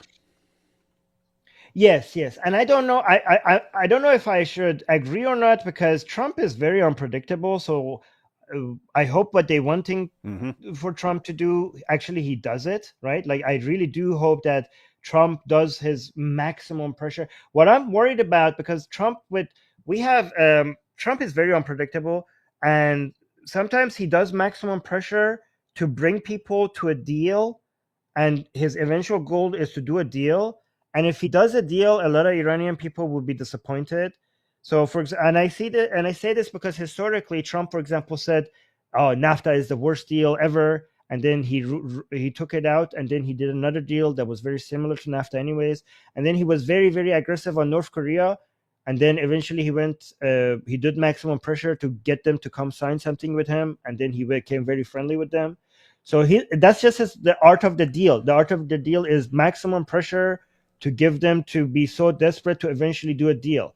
So the Iranian I guess your view would be, some people you don't make deals with, you crush them.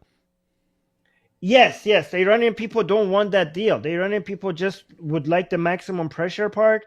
They don't want the deal part. They're like, you just continue to do the maximum pressure until these people are as you say, completely crushed, right? Yeah. So that I guess that would be the ideal situation, because again, I mean, you kind of don't want someone else coming in and imposing a new government. But if Israel or the U.S. just make it, I mean, it seems like it could go like at any time. It's just something needs to set it off. But it's basically if they make things more difficult for a government that is already like barely hanging on by a thread, then that might be all the help that people need there. Yes, but Trump has signaled that he doesn't care for regime change. He just wants the regime not to get nuclear. So I think Israel, that's why Iranian people, many of them see is more of an ally in Israel than in the United States, because Trump is like, you know what, not our war, not our problem. We're not going to deal with the Middle East. We're not going to go for regime change or anything like that. Israel is more closely aligned with the Iranian people, because Israel considers the Islamic Republic to be an existential crisis to its own survival and to its own existence. And the Iranian people can relate with that. But the United States is like, yeah, we will support Israel in a way that we're not going to stand, like Trump will not stand, and maybe not. I mean, I don't know. Recently, he has been taking some anti-Netanyahu stances, so I don't know what's going to. Again, he's like very unpredictable. So I don't know if these hopes are going to come true. I hope they come true. I hope. But that I'm just showing you what a lot of Iranian people are hoping. So, like, here's another thing. For example, this is in Iran. So somebody is video this. I know why this person is videoing this site first, because he wants to make sure that people know that this is definitely in Iran. And then he goes to this picture and like, look, this is in Iran because this is a recognizable street. And then if you go, so look at this. This is not even a graffiti. They went and professionally just printed this, right? So they printed Trump, and if you zoom in here, it says Aga Trump. Let me see. Mara az chang ahrimani in regime najat bede. So it says, Mr. Trump, save us from the claws of this demonic regime. So that's the message that people put in Iran in response to him winning the election. To Iranian people are like, please come and save us. But again, this is actually a major source of disagreement among even anti-regime Iranians, because many anti-regime Iranians are like, some of them say, stop asking Israelis and Americans to come save us. We need to do this ourselves. Some people are saying, like, we can't do this ourselves. We're not armed. We need the help of Israel and America. How are we going to do this ourselves? So there's a huge disagreement between some Iranians on this. And some people, like me, are in the middle. We're saying, like, we can't expect somebody to come do a revolution for us. This revolution has to be done by the Iranian people. But at the same time, we cannot ignore the help that we might get. Like, we shouldn't go as far as saying, like, hey, come save us. But we can ask for support. We need the support. Like, no revolution in history has been successful without some outside support. So I think, like, I'm in the middle. I'm like, yeah, this is a revolution that has to be done by the Iranian people. But at the same time, it's not wrong to ask for outside support. It's a combination of both. That's how I see it. Anyways, I showed everything. So if you want to put us back on screen. Right. Yeah. And yes, along those lines, in the Revolutionary War, the American patriots did have support, mainly from people who didn't like the British. They're like, hey, we the French actually had our backs. Isn't that weird thinking about that? All right, awesome. So yeah, that's why I asked you to come on here. Most of what you just said, and I'm someone who deals with Islam and the Middle East regularly. Normally tend to focus on Sunni stuff, which is why I always need help whenever it's the topic is Iran. But yeah, most of what you just shared was completely new information to me. So very helpful and good for everyone to be up to date on what's going on, because I mean, this is Iran is periodically big news going on in the world, but over the past couple of years with everything's going on, seems like they've got their tentacles. The regime in Iran has their tentacles in everything as far as stirring up problems in other parts of the world and so on. So it would just be very interesting change if that was just no longer happening. That if Iran wasn't kind of stirring up everyone all the time, it will fix so many things, right? Everything, almost every mess that you see in the Middle East is because of the support from the Islamic Republic. And there are a lot of other mess around the world that even if the Islamic Republic is not responsible for it, they are supporting it. Where you see chaos, there's a good chance that Islamic Republic of Iran the regime is supporting it in some way. And if it's the Middle East, there's almost 100% chance. It's crazy. Like, show me a terrorist group in the Middle East, and I will show you how the Islamic Republic is supporting it. So it's in the best interest of everybody for this regime to topple. And again, like I told you, there's the two main people. So one reason we support Israel, one reason of it for supporting Israel is because Israel is the most threatened country in the world. And we support every country in the world. But one of our main focus is on Israel because nobody else's existence is being threatened in the same way Israel is, right? So that's reason number one. But reason number two, oh, That's hey, true. AP. Oh, hey, what's up? AUP was instantly agreeing with everything you're saying. Armin, how are you doing? Yes, AP's here. Good, good. I missed you. I was so sad that I don't get to see you, but now I'm happy. Oh, that's good. Okay, That's good. okay. I'm happy to see you. Right. Yeah, I heard you got a new a major death threat live on air. Yes, I did. It was awesome, man.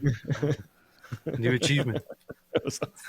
New achievement on Yeah. that. Hey, Okay. AP, is someone going to Well, release? Is someone going to release that clip, or do I have to actually watch the entire thing to find that interesting stuff? Yeah, yeah, actually, I was messaging with Jai earlier, and he put it together. So I think he's gonna publish it, and I'm gonna publish it on my channel as well. Just a clip of the death threats, and then I also want to publish then a shorter version of the entire debate with focus on the death threats and the points and on all that. Nice, nice, nice. All right, Armin, you were saying, and then so yeah, Armin, thank whatever you you. were saying, and then I did want to go ahead and check out Reza Pahlavi's letter about the Cyrus Accords and Okay. stuff. So yeah, the second reason why we support Israel is because Israel is fighting our wars, right? The enemies of everything that the values and the order that has made the world such a better place. These are the people that are coming for the world, and I have studied this. This is not an exaggeration, right? The whole Muslim Brotherhood movement started with the idea that we should be takfiring Muslims who are not political, because it's part of Islamic law and Islamic requirement for you to want to bring a caliphate back to the world. That project failed. There are no regimes right now that are trying to, no Sunni Islamic regimes that are trying to take over the world. I know they're Islamic, they're backwards countries that are Islamic, but they are backwardness within their borders. They don't have any expansionist attitudes. The idea of Muslim Brotherhood initially was that this is wrong. We have Darul Harb and Darul Islam, and Darul Islam is supposed to win. Every Muslim who does not agree with this is denying a commandment of Allah and therefore not a Muslim. So, but that project failed. We don't have any political order right now in the world except Hamas that has those ambitions.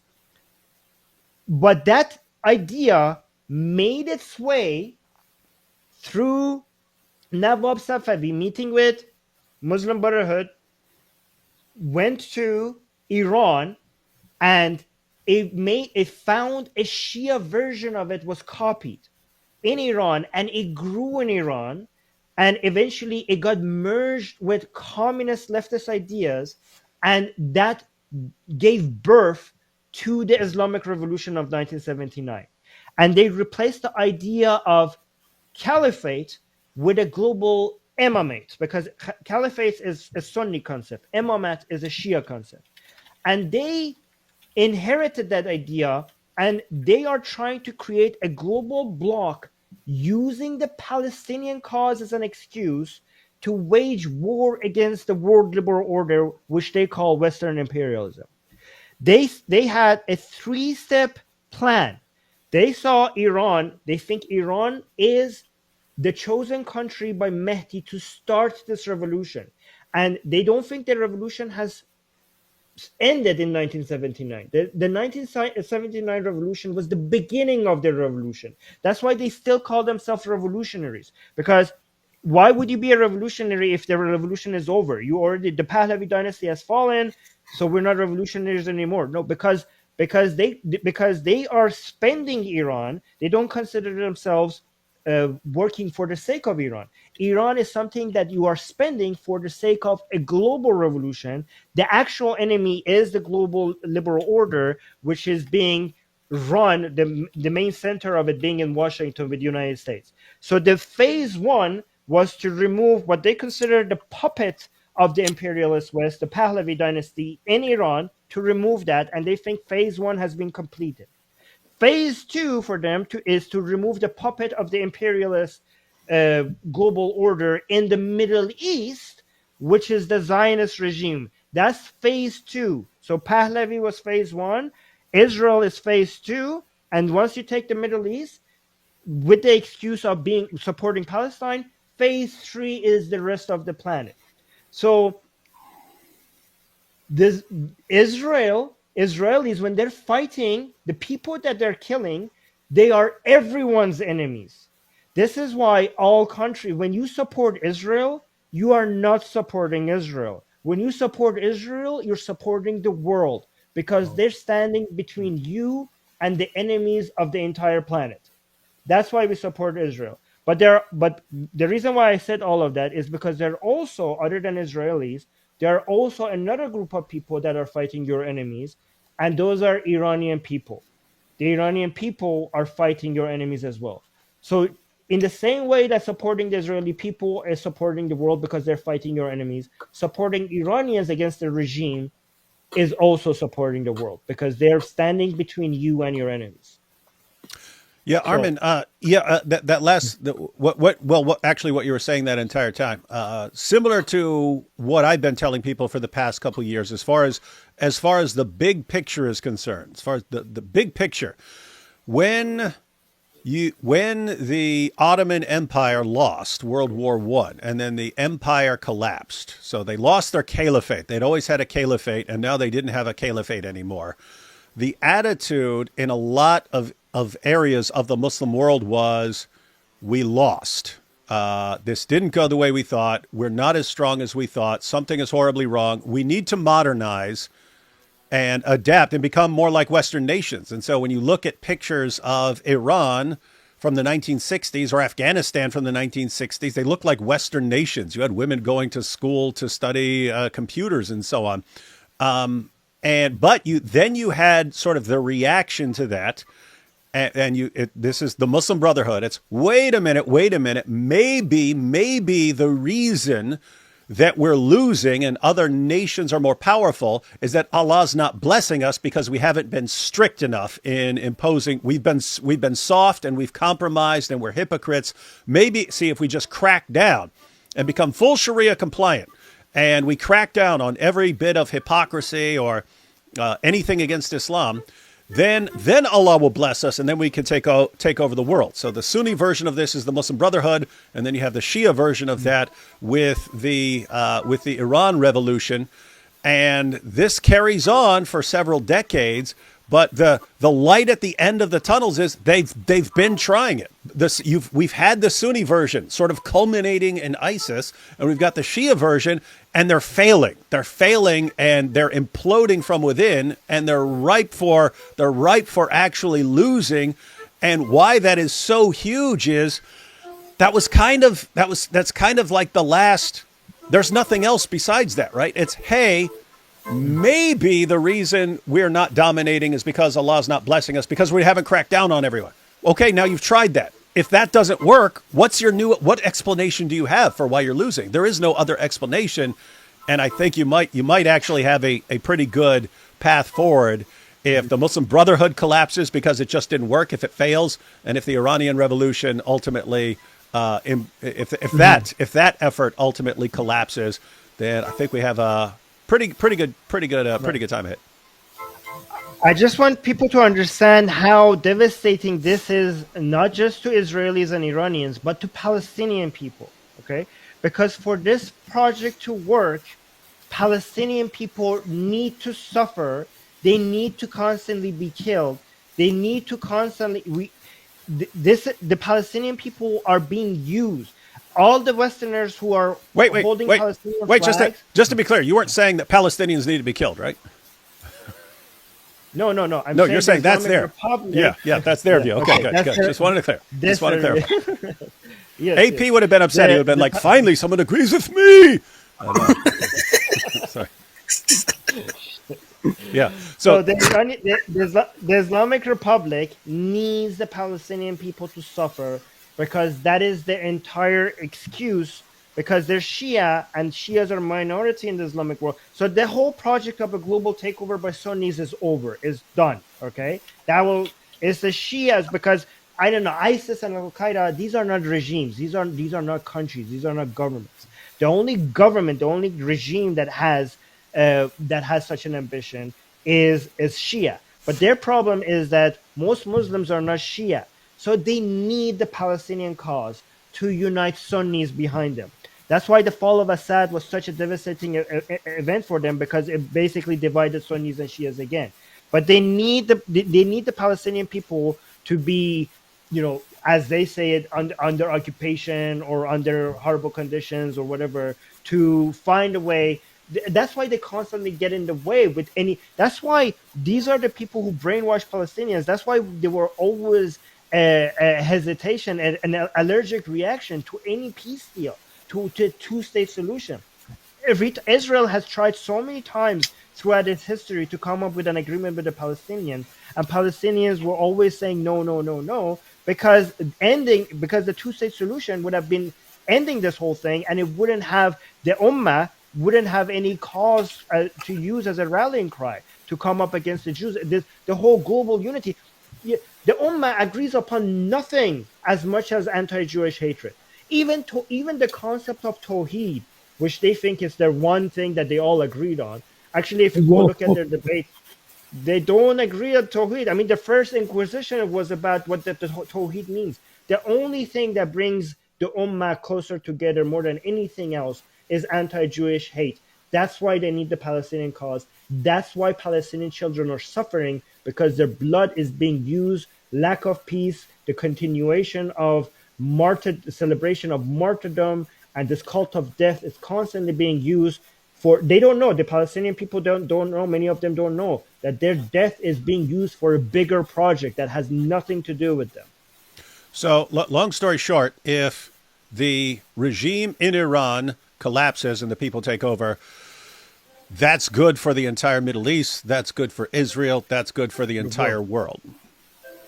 Right. Yes. And so let's just go ahead and take a look at this letter for the Abraham Accords here. Now, Armin, you originally told me you had to be off around this time, so I don't know if that was flexible. No, I didn't. No, I'm flexible. Oh, okay. Yeah. You initially told. Yeah, I thought you said you gave me a range of times. No, I said start. No, for starting. Okay. Oh, okay. We're good. Yeah, we're good. All right, let's check this out. So there's a letter from the exiled Crown Prince Reza Pahlavi. Sent this letter January 20th, 2025. So just a couple days ago. President Donald Trump, the White House. Dear Mr. President. So this is him sending a letter to the president about the Cyrus Accords, which would be kind of an expansion of the Abraham Accords. He says, Dear Mr. President, congratulations on your inauguration. During your first term, you stood boldly and courageously with the Iranian people against the illegitimate and criminal regime occupying Iran. Today, the team you have assembled gives Iranians renewed hope that those principles and policies will continue. AP, weren't we just talking about when you had that lady bishop, and she's basically attacking him? And I said, look, if you're dealing with Trump, you should be praising him at first, because that his personality type, that will make him more inclined to listen to you. This guy gets it. Gets it. Yeah. The preacher man woman, she didn't really get it. She needs to take an example here. Yep. Learn from Reza Pahlavi. He says, Mr. President, in this term, you have an even greater opportunity. So you were great last time, and now it's an even greater opportunity for you to be great. The chance to resolve a challenge that has eluded leaders for decades. The promise of peace and prosperity in the Middle East. The key to that legacy lies in Iran. Guys, this is rhetorically brilliant. This is masterful, right? It's like, hey, we remember you. We in Iran remember you as great for what you did the first time. But here you can be great even more. Not only that, you can do something that no other leader has ever done. Something that you will be remembered for forever. Having done the one thing that no one else could possibly do, bringing peace to the Middle East. This is how you get someone's attention, ladies and gentlemen. For nearly half a century, the Islamic Republic has been the primary obstacle to peace in the region. Its malevolent ideological agenda thrives on chaos, destruction, and war. Despite repeated efforts by Middle Eastern leaders to achieve stability, they have been consistently undermined by this regime's unrelenting campaign of terror. No American president has yet had the courage. You guys getting this? This is brilliant, right? No other leader has had the courage to put an end to this, but you can. Check this out. No American president has yet had the courage to put an end to this tyranny. You can. By the way, guys, this is called empowering the other person, and showing that your cause is just. These are two of the key elements of persuading someone to action. He says you can, not through war, but by maintaining maximum pressure on the regime and providing maximum support to the brave Iranian people. As far as not through war, that's sort of preempting an objection. What? You're calling me? I'm not going to go to war. No, I'm not saying go through war. I've got something easier for you to do. It says the Islamic Republic does not seek the peace and prosperity you envision. Now weaker than ever, it will attempt to preserve itself through deception, offering hollow promises and pursuing subterfuge in the guise of a new deal, as it has done for 45 years. But this regime cannot be trusted. It is not the regime, but we, the Iranian people, who are your true partners for peace. Mr. President, you have the opportunity to go beyond the groundbreaking Abraham Accords by helping to facilitate the Cyrus Accords, uniting Israel, Arab nations, and a free Iran. You can transform the Middle East and the world.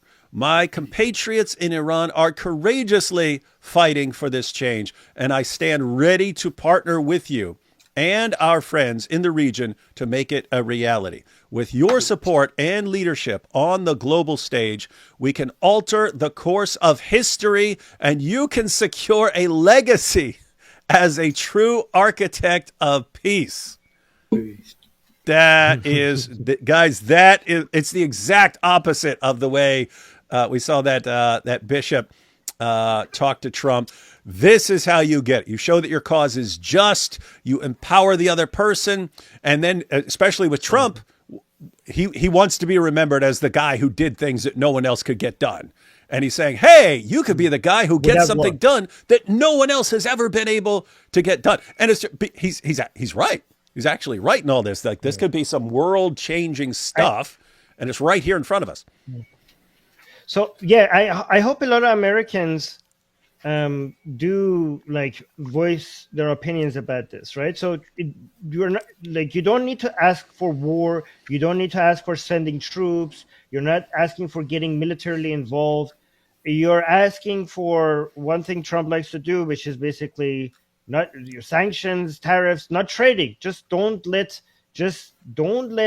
Iran, the Iranian regime, not Iran, Iran's regime, sell its oil using shadow ships to China, okay? Because even with the sanctions, the Islamic Republic is still selling a lot of oil through China and Biden administration knew that, but they on purpose looked at the other way because they were afraid that if they don't let the regime sell its oil, that that the inflation would be higher than it is. So they allowed the Iranian regime to get away with it. So it's very important it's almost guaranteed that Trump will introduce maximum pressure on the Iranian regime. So there's not much that we need to do there because it seems like he's going to do it anywhere. The pressure that we need is that for him not to remove it for the sake of the deal, to just keep it. Because Trump might, again, I don't know what he's going to do, but he might want to eventually remove the maximum pressure for the sake of getting a deal because Trump just loves deals. He loves deals. He loves to show that I put people on pressure and I got a deal out of it. And that is the thing that we want to avoid. We want him to just put the pressure on and just never remove it as long as this regime is in power. He's a businessman. AP, are you trying to play a little keyboard there? Because we're having a serious discussion about Iran, and you're like, everyone, look at my look. I got a kid's keyboard that's made for like a 3-year-old. I'm just saying, I'm starting to understand why Central Dawa threatened you, because I'm feeling like doing the same thing right now too. Good point. All right, let's go through some super chats, guys. Let's see. Oh, go ahead. Can after the super chat, can I show something on my screen after these super chats? Because there's 2 things that I covered on my channel that I want to tell people to go check out. Oh, absolutely, yeah. So we'll take a couple. And we'll take. Matter of fact, we'll just take a couple, and then and then you can share your screen. Armin is chewing f bombs because this is a Christian stream. That's right. Everyone knows this is a holy area. I try. Is there any resentment in Iran for Carter's betrayal? So what do the people think about Jimmy Carter? Oh my God, are you kidding me? So this might be a bit too much, but when Carter just recently died, there was huge. Again, I know, David, you might not like this because you don't like when people celebrate someone's death. I know that. I remember that from you last time.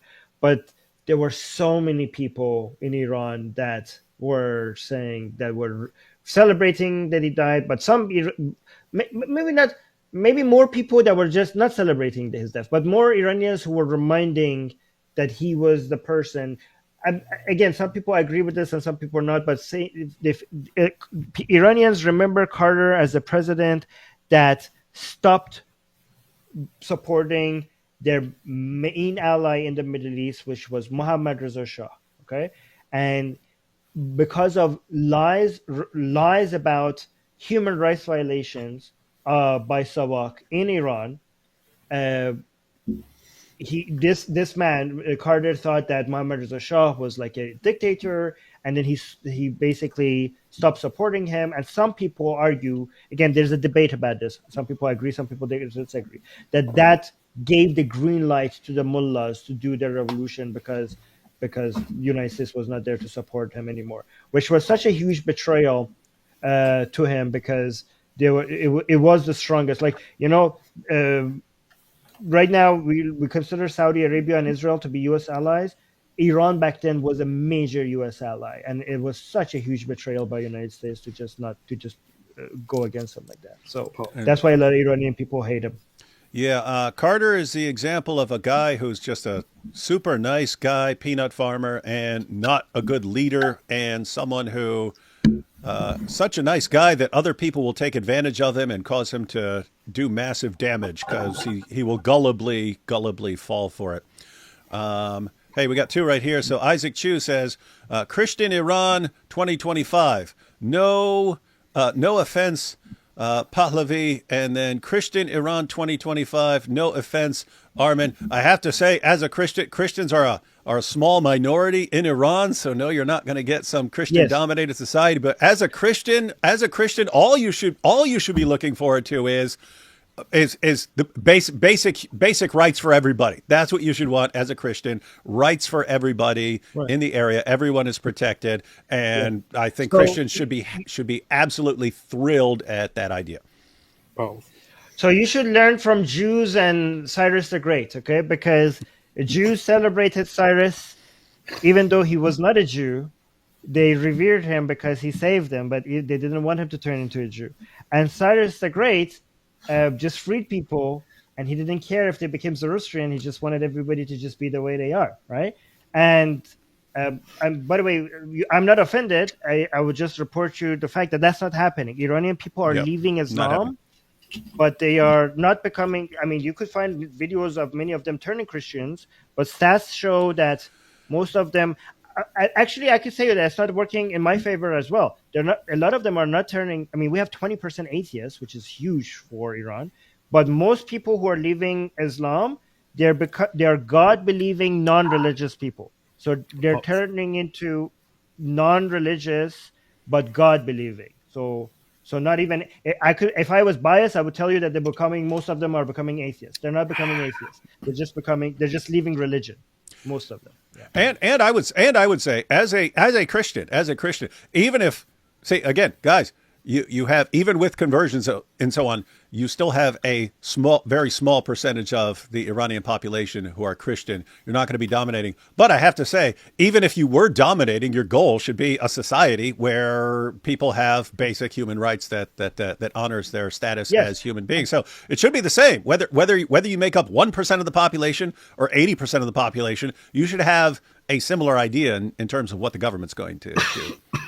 And also, even though our Christians are a small minority, I, as an Iranian, celebrate our Christian minority Iranians, right? Like, we have a very beautiful Christian community in Iran, and we love to have them, right? So they should be protected, and I hope that under a future secular regime, they could basically express their Christianity and even promote their Christianity under complete safety and security. That's what I want for everyone, including our Christians. AP, that Quran L you have there, Yeah. I think you said in a text that that upset Central Dawa, but I mean, you know that's going to upset him. So why would you have shown that during a debate, knowing it will only lead to him storming off or something like that? Well, it was actually very funny because I don't know how it came. I don't remember how it came up, but I think he brought up at some point in the debate. It just got more and more unhinged over time. But he brought up that I disrespected the Quran, and I said, "Why wouldn't I disrespect the Quran? Your religion literally says that I should be executed for leaving Islam." And he said, "100% yes," and I agree with that. 100%. He said, and I was like, "So you agree that I should be killed?" And he said, "Yes, 100%." Also, the Bible also says that. So I led him into the direction of going into. And the funny thing, this is actually very hilarious. I actually made him read Deuteronomy to tell us what exactly it says, and he read it and then still said, so it says that those who, apostates, those who leave, should be killed. Like, are you dumb, man? You just read it for all of us right pretty here. dumb. It doesn't say that. So wait, so anyway. it just clicked. Yeah. So I was wondering, like, did you just randomly do that to cause a ruckus? No. Or were you provoked? And it sounds like so he brings up your disrespecting the Quran. You point out, wait a minute, Islam calls for me to be executed. Why should I respect it? And he says, yes, you should be executed. So after he is already clear that you disrespect the Quran in response to Islam saying you need to die, he then goes and says, you have to be killed. And so he kind of brought it on himself. And then I put the Quran L up here, upon which he got really, really, really upset and said, "James, is this allowed? Are you going to allow your guests to have my holy scripture in the form of an L on the screen?" It was like, if he doesn't remove this, then I will leave. And I said, you literally just said that I should be killed. And then he reiterated that and made it even worse. He said, yes, I do agree. And yes, your blood is 100% halal, he said. I'm like, what? Can you say that again? He said, your blood is halal, which to those who don't know, it means it is permitted for Muslims to kill me. Yeah, as if we didn't know that already, but he's blurting it out. So let me get this straight. You're like, hey, I'm saying I disrespect the Quran in response to calling for my death. And he's like, oh yeah, well then I call for your death. And so he's basically saying, please, will you please desecrate the Quran? Please, please, please, please, please.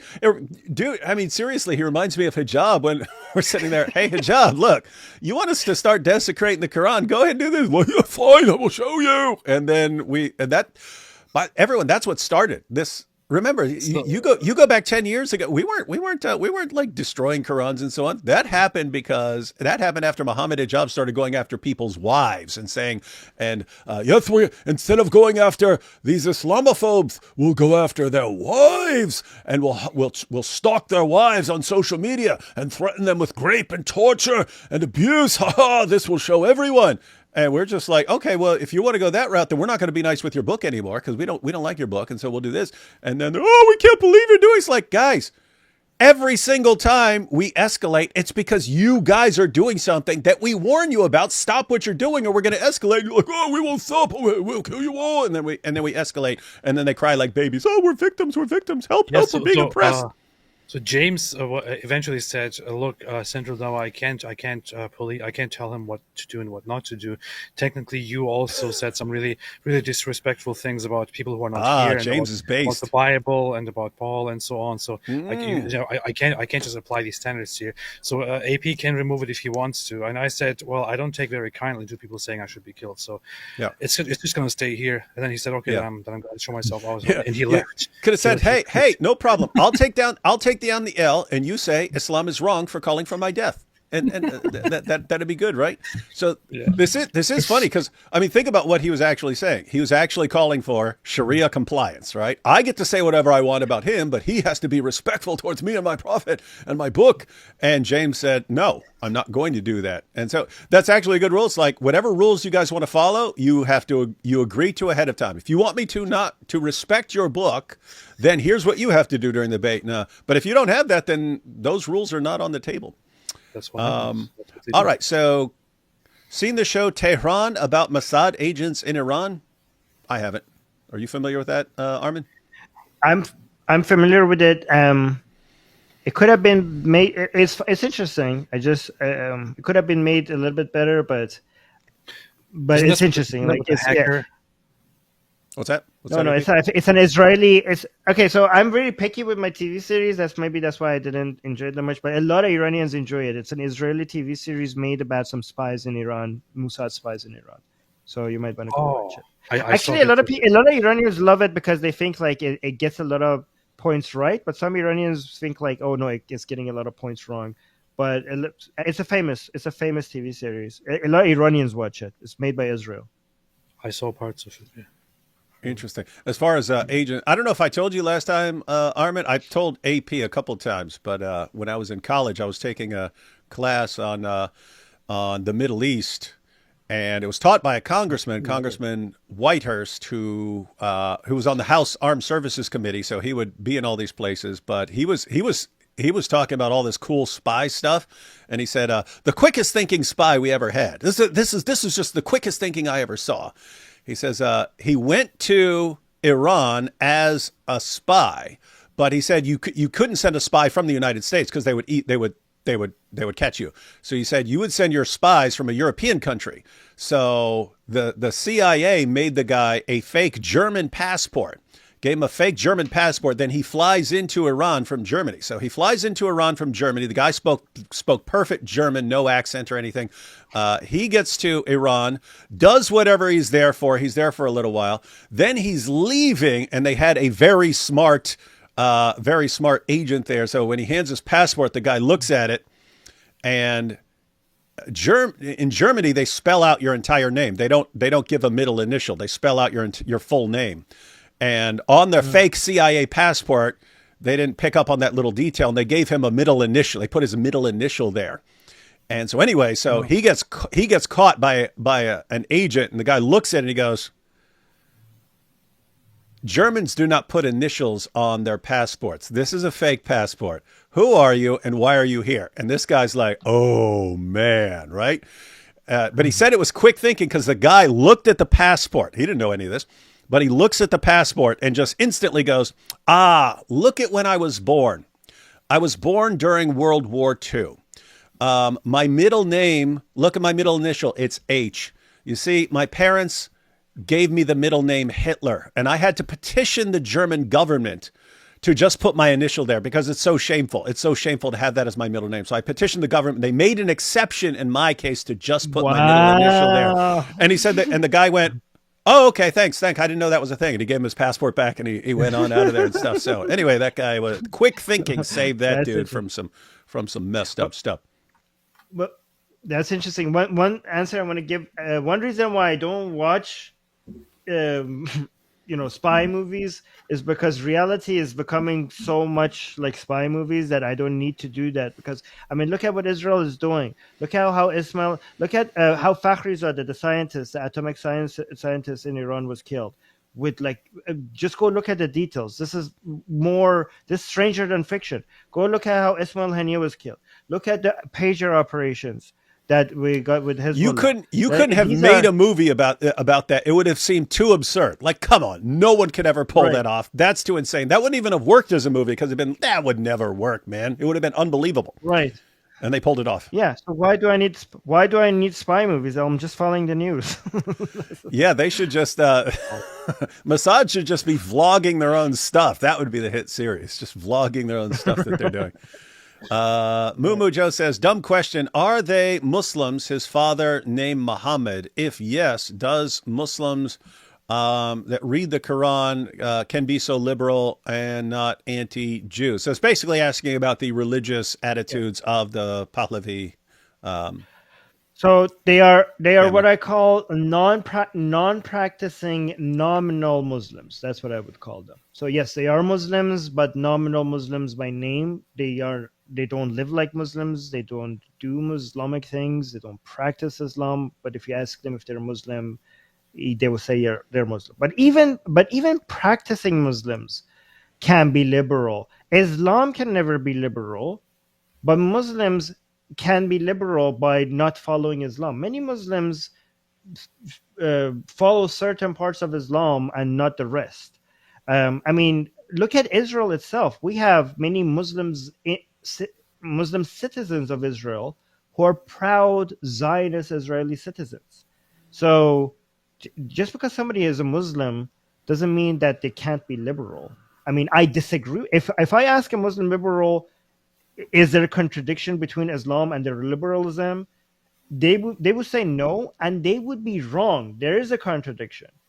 So, but just because they're wrong, that doesn't mean that they're not liberal. Do you guys agree with me? Like, we have Muslims who are liberal who wrongly think there's no contradiction. But even though Islam and liberalism will always contradict, that doesn't mean Muslims can't be liberal. We have liberal Muslims.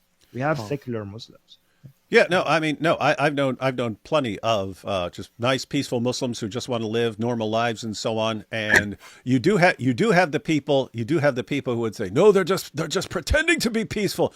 Well, no, because because some of them later left Islam, and some of them became Christians, and they weren't like, oh yeah, I was planning to kill you the entire time. They're not. They would have told me. They would have told me that stuff. Right.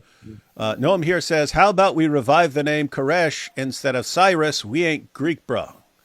Yeah, but the Greeks did conquer the Persians, and therefore we have to go with the Greek pronunciation of all Persian terms.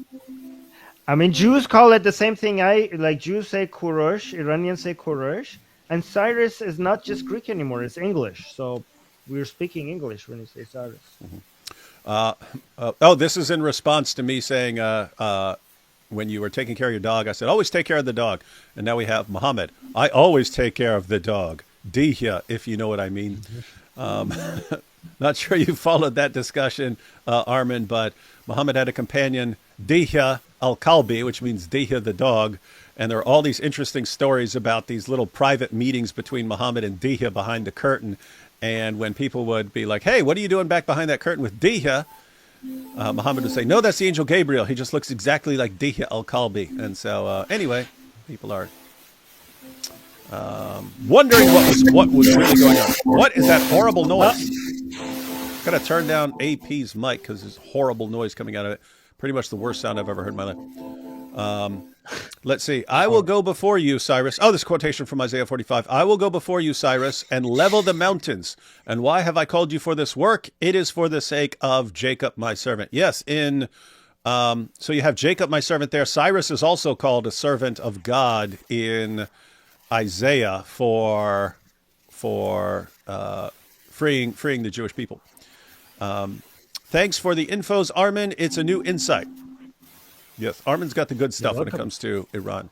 That was an amazing learning session. Thank you. Yeah, I knew it would be. A Jewish state in the middle of their conquered land is a shame and embarrassment to the whole ummah. It also makes Allah and Muhammad liars with failed promises. They do not like Israel. That is true. How does Here you go. How does Saudi and Qatar factor in the equation? Would they tolerate a Cyrus Accord? In other words, when it says an alliance or an agreement between Iran, Israel, and Arab nations, do you think Saudi Arabia and Qatar would be on board with that? Well, I mean, Qatar, I could tell you, Qatar is a more of a mixed bag, but Saudi Arabia is very much the main threat to Saudi Arabia is the Islamic Republic of Iran. So if there is no Islamic Republic of Iran, I mean, Saudi Arabia has so many worries right now. They're trying to diversify out of oil, and it's not happening as fast as they want. Many predictions say that the price of oil and gas is about to drop like a rock with solar energy and other alternative sources of energy. And Saudi Arabia Vision 2030 is not happening as fast as it should, and Saudi Arabia is not ready for that, right? And Saudi Arabia What is wrong with you, man? AP has for AP shows up and let me destroy. What the heck is wrong with him? Okay, okay. I'm not accepting him when he calls back until you finish. Go ahead. Okay, Saudi Arabia needs a lot of investment, tourism, and business activity to be able to even get remotely close to the diversification that they need away from oil.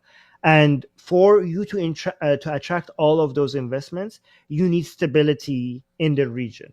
A lot of people do not, like investors, do not see the stability needed for the amount of funds that Saudi Arabia needs to be able to go there. And the stability is not there because of the Islamic Republic. So I would assume that if there is such a thing, the problem is that many of these countries don't know that if the Islamic Republic topples, will that actually lead to stability or would that cause civil war? So that's why Reza Pahlavi is very important, because the reason why a lot of countries are not feel very secure with the toppling of the regime is because they think what will fill that power vacuum.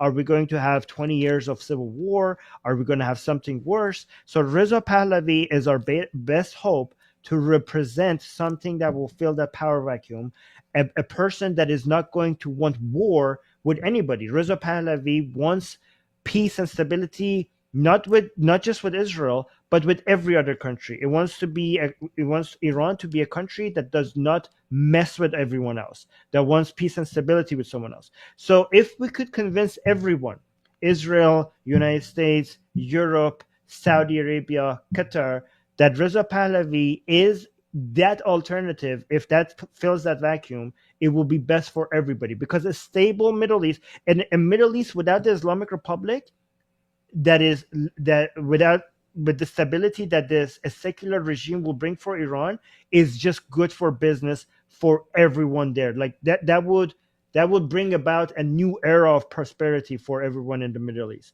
So a lot of people don't know this, guys. Right now, the economy of Iran, based on economic analysis, if the Islamic Revolution of 1979 did not happen, Iran's economy, Iran's GDP would have been as high as Germany today, the largest economy in Europe. People call Iran the greatest missed opportunity in the history of the world. The lost opportunity, the way that the economy was growing, the Islamic Republic of 1979 just stopped all of that.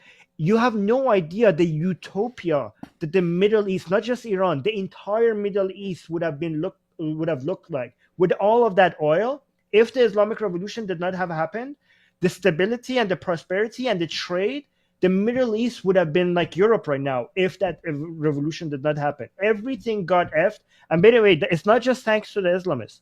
It's thanks to the Islamists and the leftists who supported them. There's a lot of people who don't understand the 1979 Islamic Revolution was not an Islamic revolution. It was a leftist Islamic revolution. It was the commies and the Islamists uniting together to bring the Pahlavi down.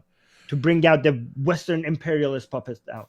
And Hang this on, basically ruined the entire hang on, Armin. So are you saying that we always in the West, we sit here and wonder, why are leftists aligned with Muslims? Don't they know that Muslims would use them when it's convenient and then just eat them alive after they win? You're saying that's exactly what happened in Iran. The Muslims said, hey, leftists, let's work together in taking over Iran. And then as soon as they had power, it's thanks for the help. Better luck next time. No, not thanks for the help. Better luck next time. They started mass executing the leftists. Mass executing them. Yes, thousands of them. The leftists that helped the Islamists to come into power, they were the first on the death rows once the Islamists came in power. Interesting. It's kind of like what we always say. Like you'll have like the LGBTQ community saying, "Hey, we support Muslims," and we kind of say, "Don't you know what would happen to you if you would be first in line if they actually win and take over? You guys are first on the chopping block. You guys first." I wrote an article about this, and I explained this in a way that has never been explained before. Go read it. It was published on Queer Majority, and the article is named. I need it's actually a liberal magazine, unlike what the name suggests, right?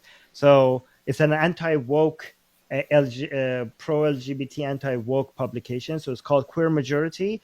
But I published an article basically warning the LGBT community and other leftists about this, and you should go for them to learn from history. The article is called "By Any Means Necessary: Iran, Hamas, and the Left." So if you search for my name, Armin Navabi, and then this title, "By Any Means Necessary: Iran, Hamas, and the Left," that article will show up. Go read that article, because this unity between the leftists, because what you're seeing in the left, a lot of people in the Western world were surprised after 9/11. Why are leftists and Islamists uniting with each other? They don't seem to be much alike.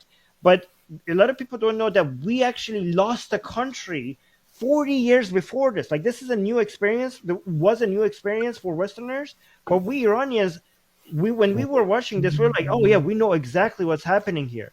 We lost an entire country to the leftist Islamist unity, and now we're working for more than 40 years trying to get it back. So go read that article and share that article, because I explain the history of it, and I go through a lot of evidence and detail making that case. Very. I think I'm supposed to go live on my channel right now. So what, right now? Yeah. Okay. Yeah. Let's wrap up these super chats. What are we talking? Over on your chat. I have two things to show. Yeah. Okay. Cool. We'll burn through these last couple super chats, and then we'll switch over to AP. Are we talking about your debate? But I can also move it to in half an hour, honestly. We'll just go quick. Yeah, just move it forward a little bit. We'll go through these real quick, and Armin has a couple last points here. Let's see. Okay, what do you think of the Emirates' offer to govern Gaza? Fits with Mordecai Kedar's concept of splitting the Palestinians into clan-based Emirates. I do like the idea of having someone other. Definitely want someone other than Israel running that place, because everything that happens would get flipped back on them. So yeah, I haven't looked into that, so I wouldn't know. How would that look like without any ground support from the Gazans to do such a thing? Like, this is going to be so difficult, because Gazans hate Gazans hate these people. Gazans hates the Saudis. They hate the Emiratis. They consider these countries, the rulers of these countries, to be with the Zionists. They say that. So traitors. They see the Emiratis as the Zionists themselves. So they're like, oh, so we're being ruled by Zionists. So I don't know exactly how that's going to work. But yeah, we'll see, I guess. So some of these I'm just going to put on the screen because we have to go through them pretty quickly, because we're jumping over on AP's channel here in a second. Hi, AP. We saw Comedy Central. Oh, they're calling Central Dawa Comedy Central.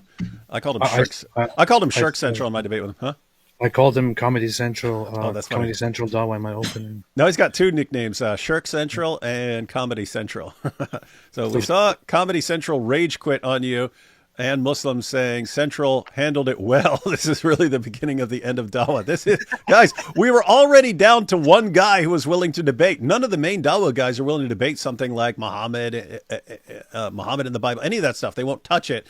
And so you had one guy willing to step up, and now he went scrambling and running. If you had Douglas Murray, Lloyd DeJong, and Nuria Khan on tonight's show, you would have the 6 best Dawa defeaters on the planet in one place. Yeah, I don't think Douglas Murray would join us. His accent is too fancy, but yeah, we should get Nuria on here. Hey AP, do you think Israel unalived JFK? Israel. That's a mockery of Candace. Candace, is that what she says? Yeah, Israel. Yeah. And when we all know Israel was behind the assassination. Yeah, it's so stupid. Today. They announced, I don't know if you've seen it, but they announced, or Donald Trump actually signed executive order to declassify the document, the files on JFK, RFK, and one other.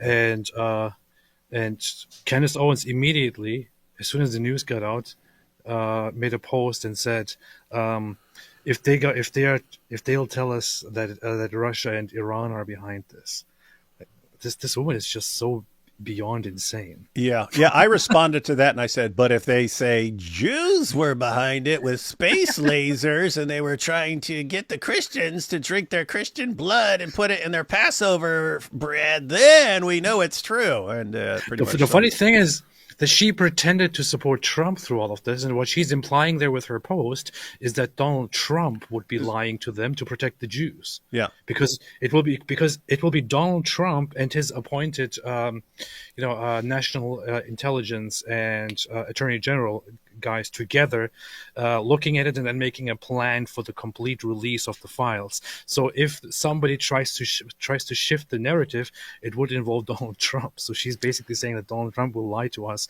to protect the Jews and Israel. She's just so insane. Yeah, it's weird. I don't know how she's going to make it because she's basically going to be down to groypers, and I have seen lots of Muslim channels rallying around her and so on. So that's not going to work out very well. Literally nothing Central Dawa said was correct, and he waffles and then called you out for saying AP's blood is halal, saying that's what Deuteronomy 13 says. Central Dawa is a liar. Really? You think the Dawa guys are liars? It's kind of a requirement for being a Dawa guy nowadays. But Germany is failing. So like other Western states, as far as the economy in Germany, no, Germany has like either the 3rd or 4th best economy in the world. As far as just GDP, it's United States and China, and then Japan. Last time I saw it was a couple years ago, but Japan and Germany were neck and neck. So Armin was saying that Iran would have been ranked around number 3 globally. It would have been United States, China, and then Iran, Germany, and Japan, all in the same sort of ballpark. So that'd be pretty crazy. That's what getting a terrorist regime running your stuff does. And we have James when someone's life gets threatened. James when someone makes Quran origami. No. So is there? I'll have to see that. We'll be talking about all that on AP's channel. How you all doing, family? We're good. We're good. Oh, Issa Kabir. Hey, Issa. Issa's one of the good ones. AP looks uncomfortable. Why don't you get on your teeth? Yeah, that's what we get from Muhammad Hijab. All right, we've gone through the super chat. So, yeah, Armin, what were those final points you were talking about? Come here. Oh, yes. Hold on, this girl wants to go. Say bye-bye. And what's that dog's name? Nala. Nala, because she looks like a lion, so she's named after the girl in Lion King. Okay, she does look like a lion a little bit. Yeah.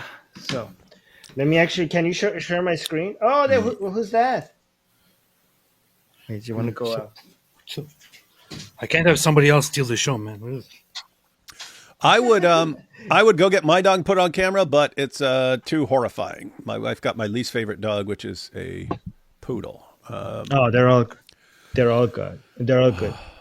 What's his name? His name? This one, Blaze. Blaze. You named your dog after one of my kids?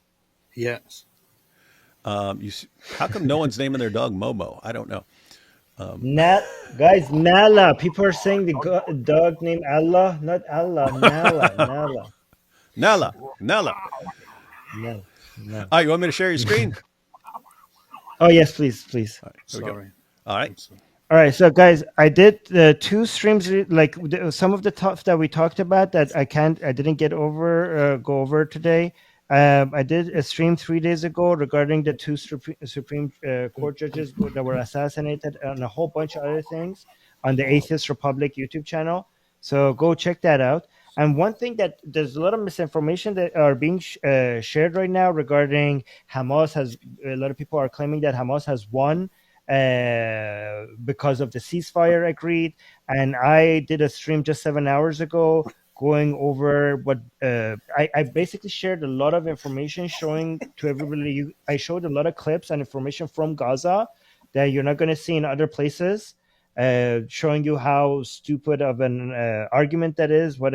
That's all nonsensical.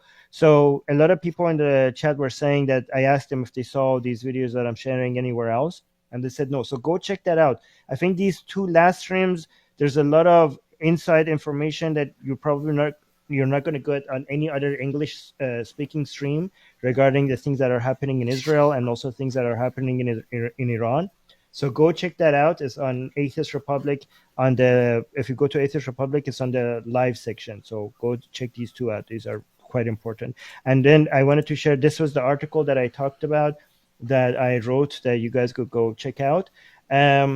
So that's it. And I just also want to mention to David, you said that you mostly focus on Islam from a Sunni perspective. I have a lot of videos from Shia imams that are hilarious, that are a really good way for you to be, that there are in Persian, so I can translate them for you. But if you ever want to do a show introducing people to the most ridiculous nonsense from Shia Islam that is unique to Shia Islam that you're not going to find it in Sunni Islam, I have a treasure trove of funny videos from imams just saying the wildest things, and I think it would be fun if you want to see that. Oh, and it's a good way to get introduced to Shia beliefs. Oh, is it just me, or has AP been trying to distract everyone from serious discussion this entire time? No, you can distract us anytime you want. I'm starting to think that maybe AP is an agent for the Iranian regime. Hey, you remember who this is? Do you remember this? Who this is? Yeah. Who's that? Who's that? You know his name? Who's that? You mean him? Yes, him. With that pink shirt? Yes. What's his name? David. David? Yes, that's Yeah. David. That's right. That's right. Hi. Good job. Good job. Hello. This is Armin. Hey, Armin, you recommended two videos and that article. If you want to send me those links, I'll actually put them in the description so people can just click on them there.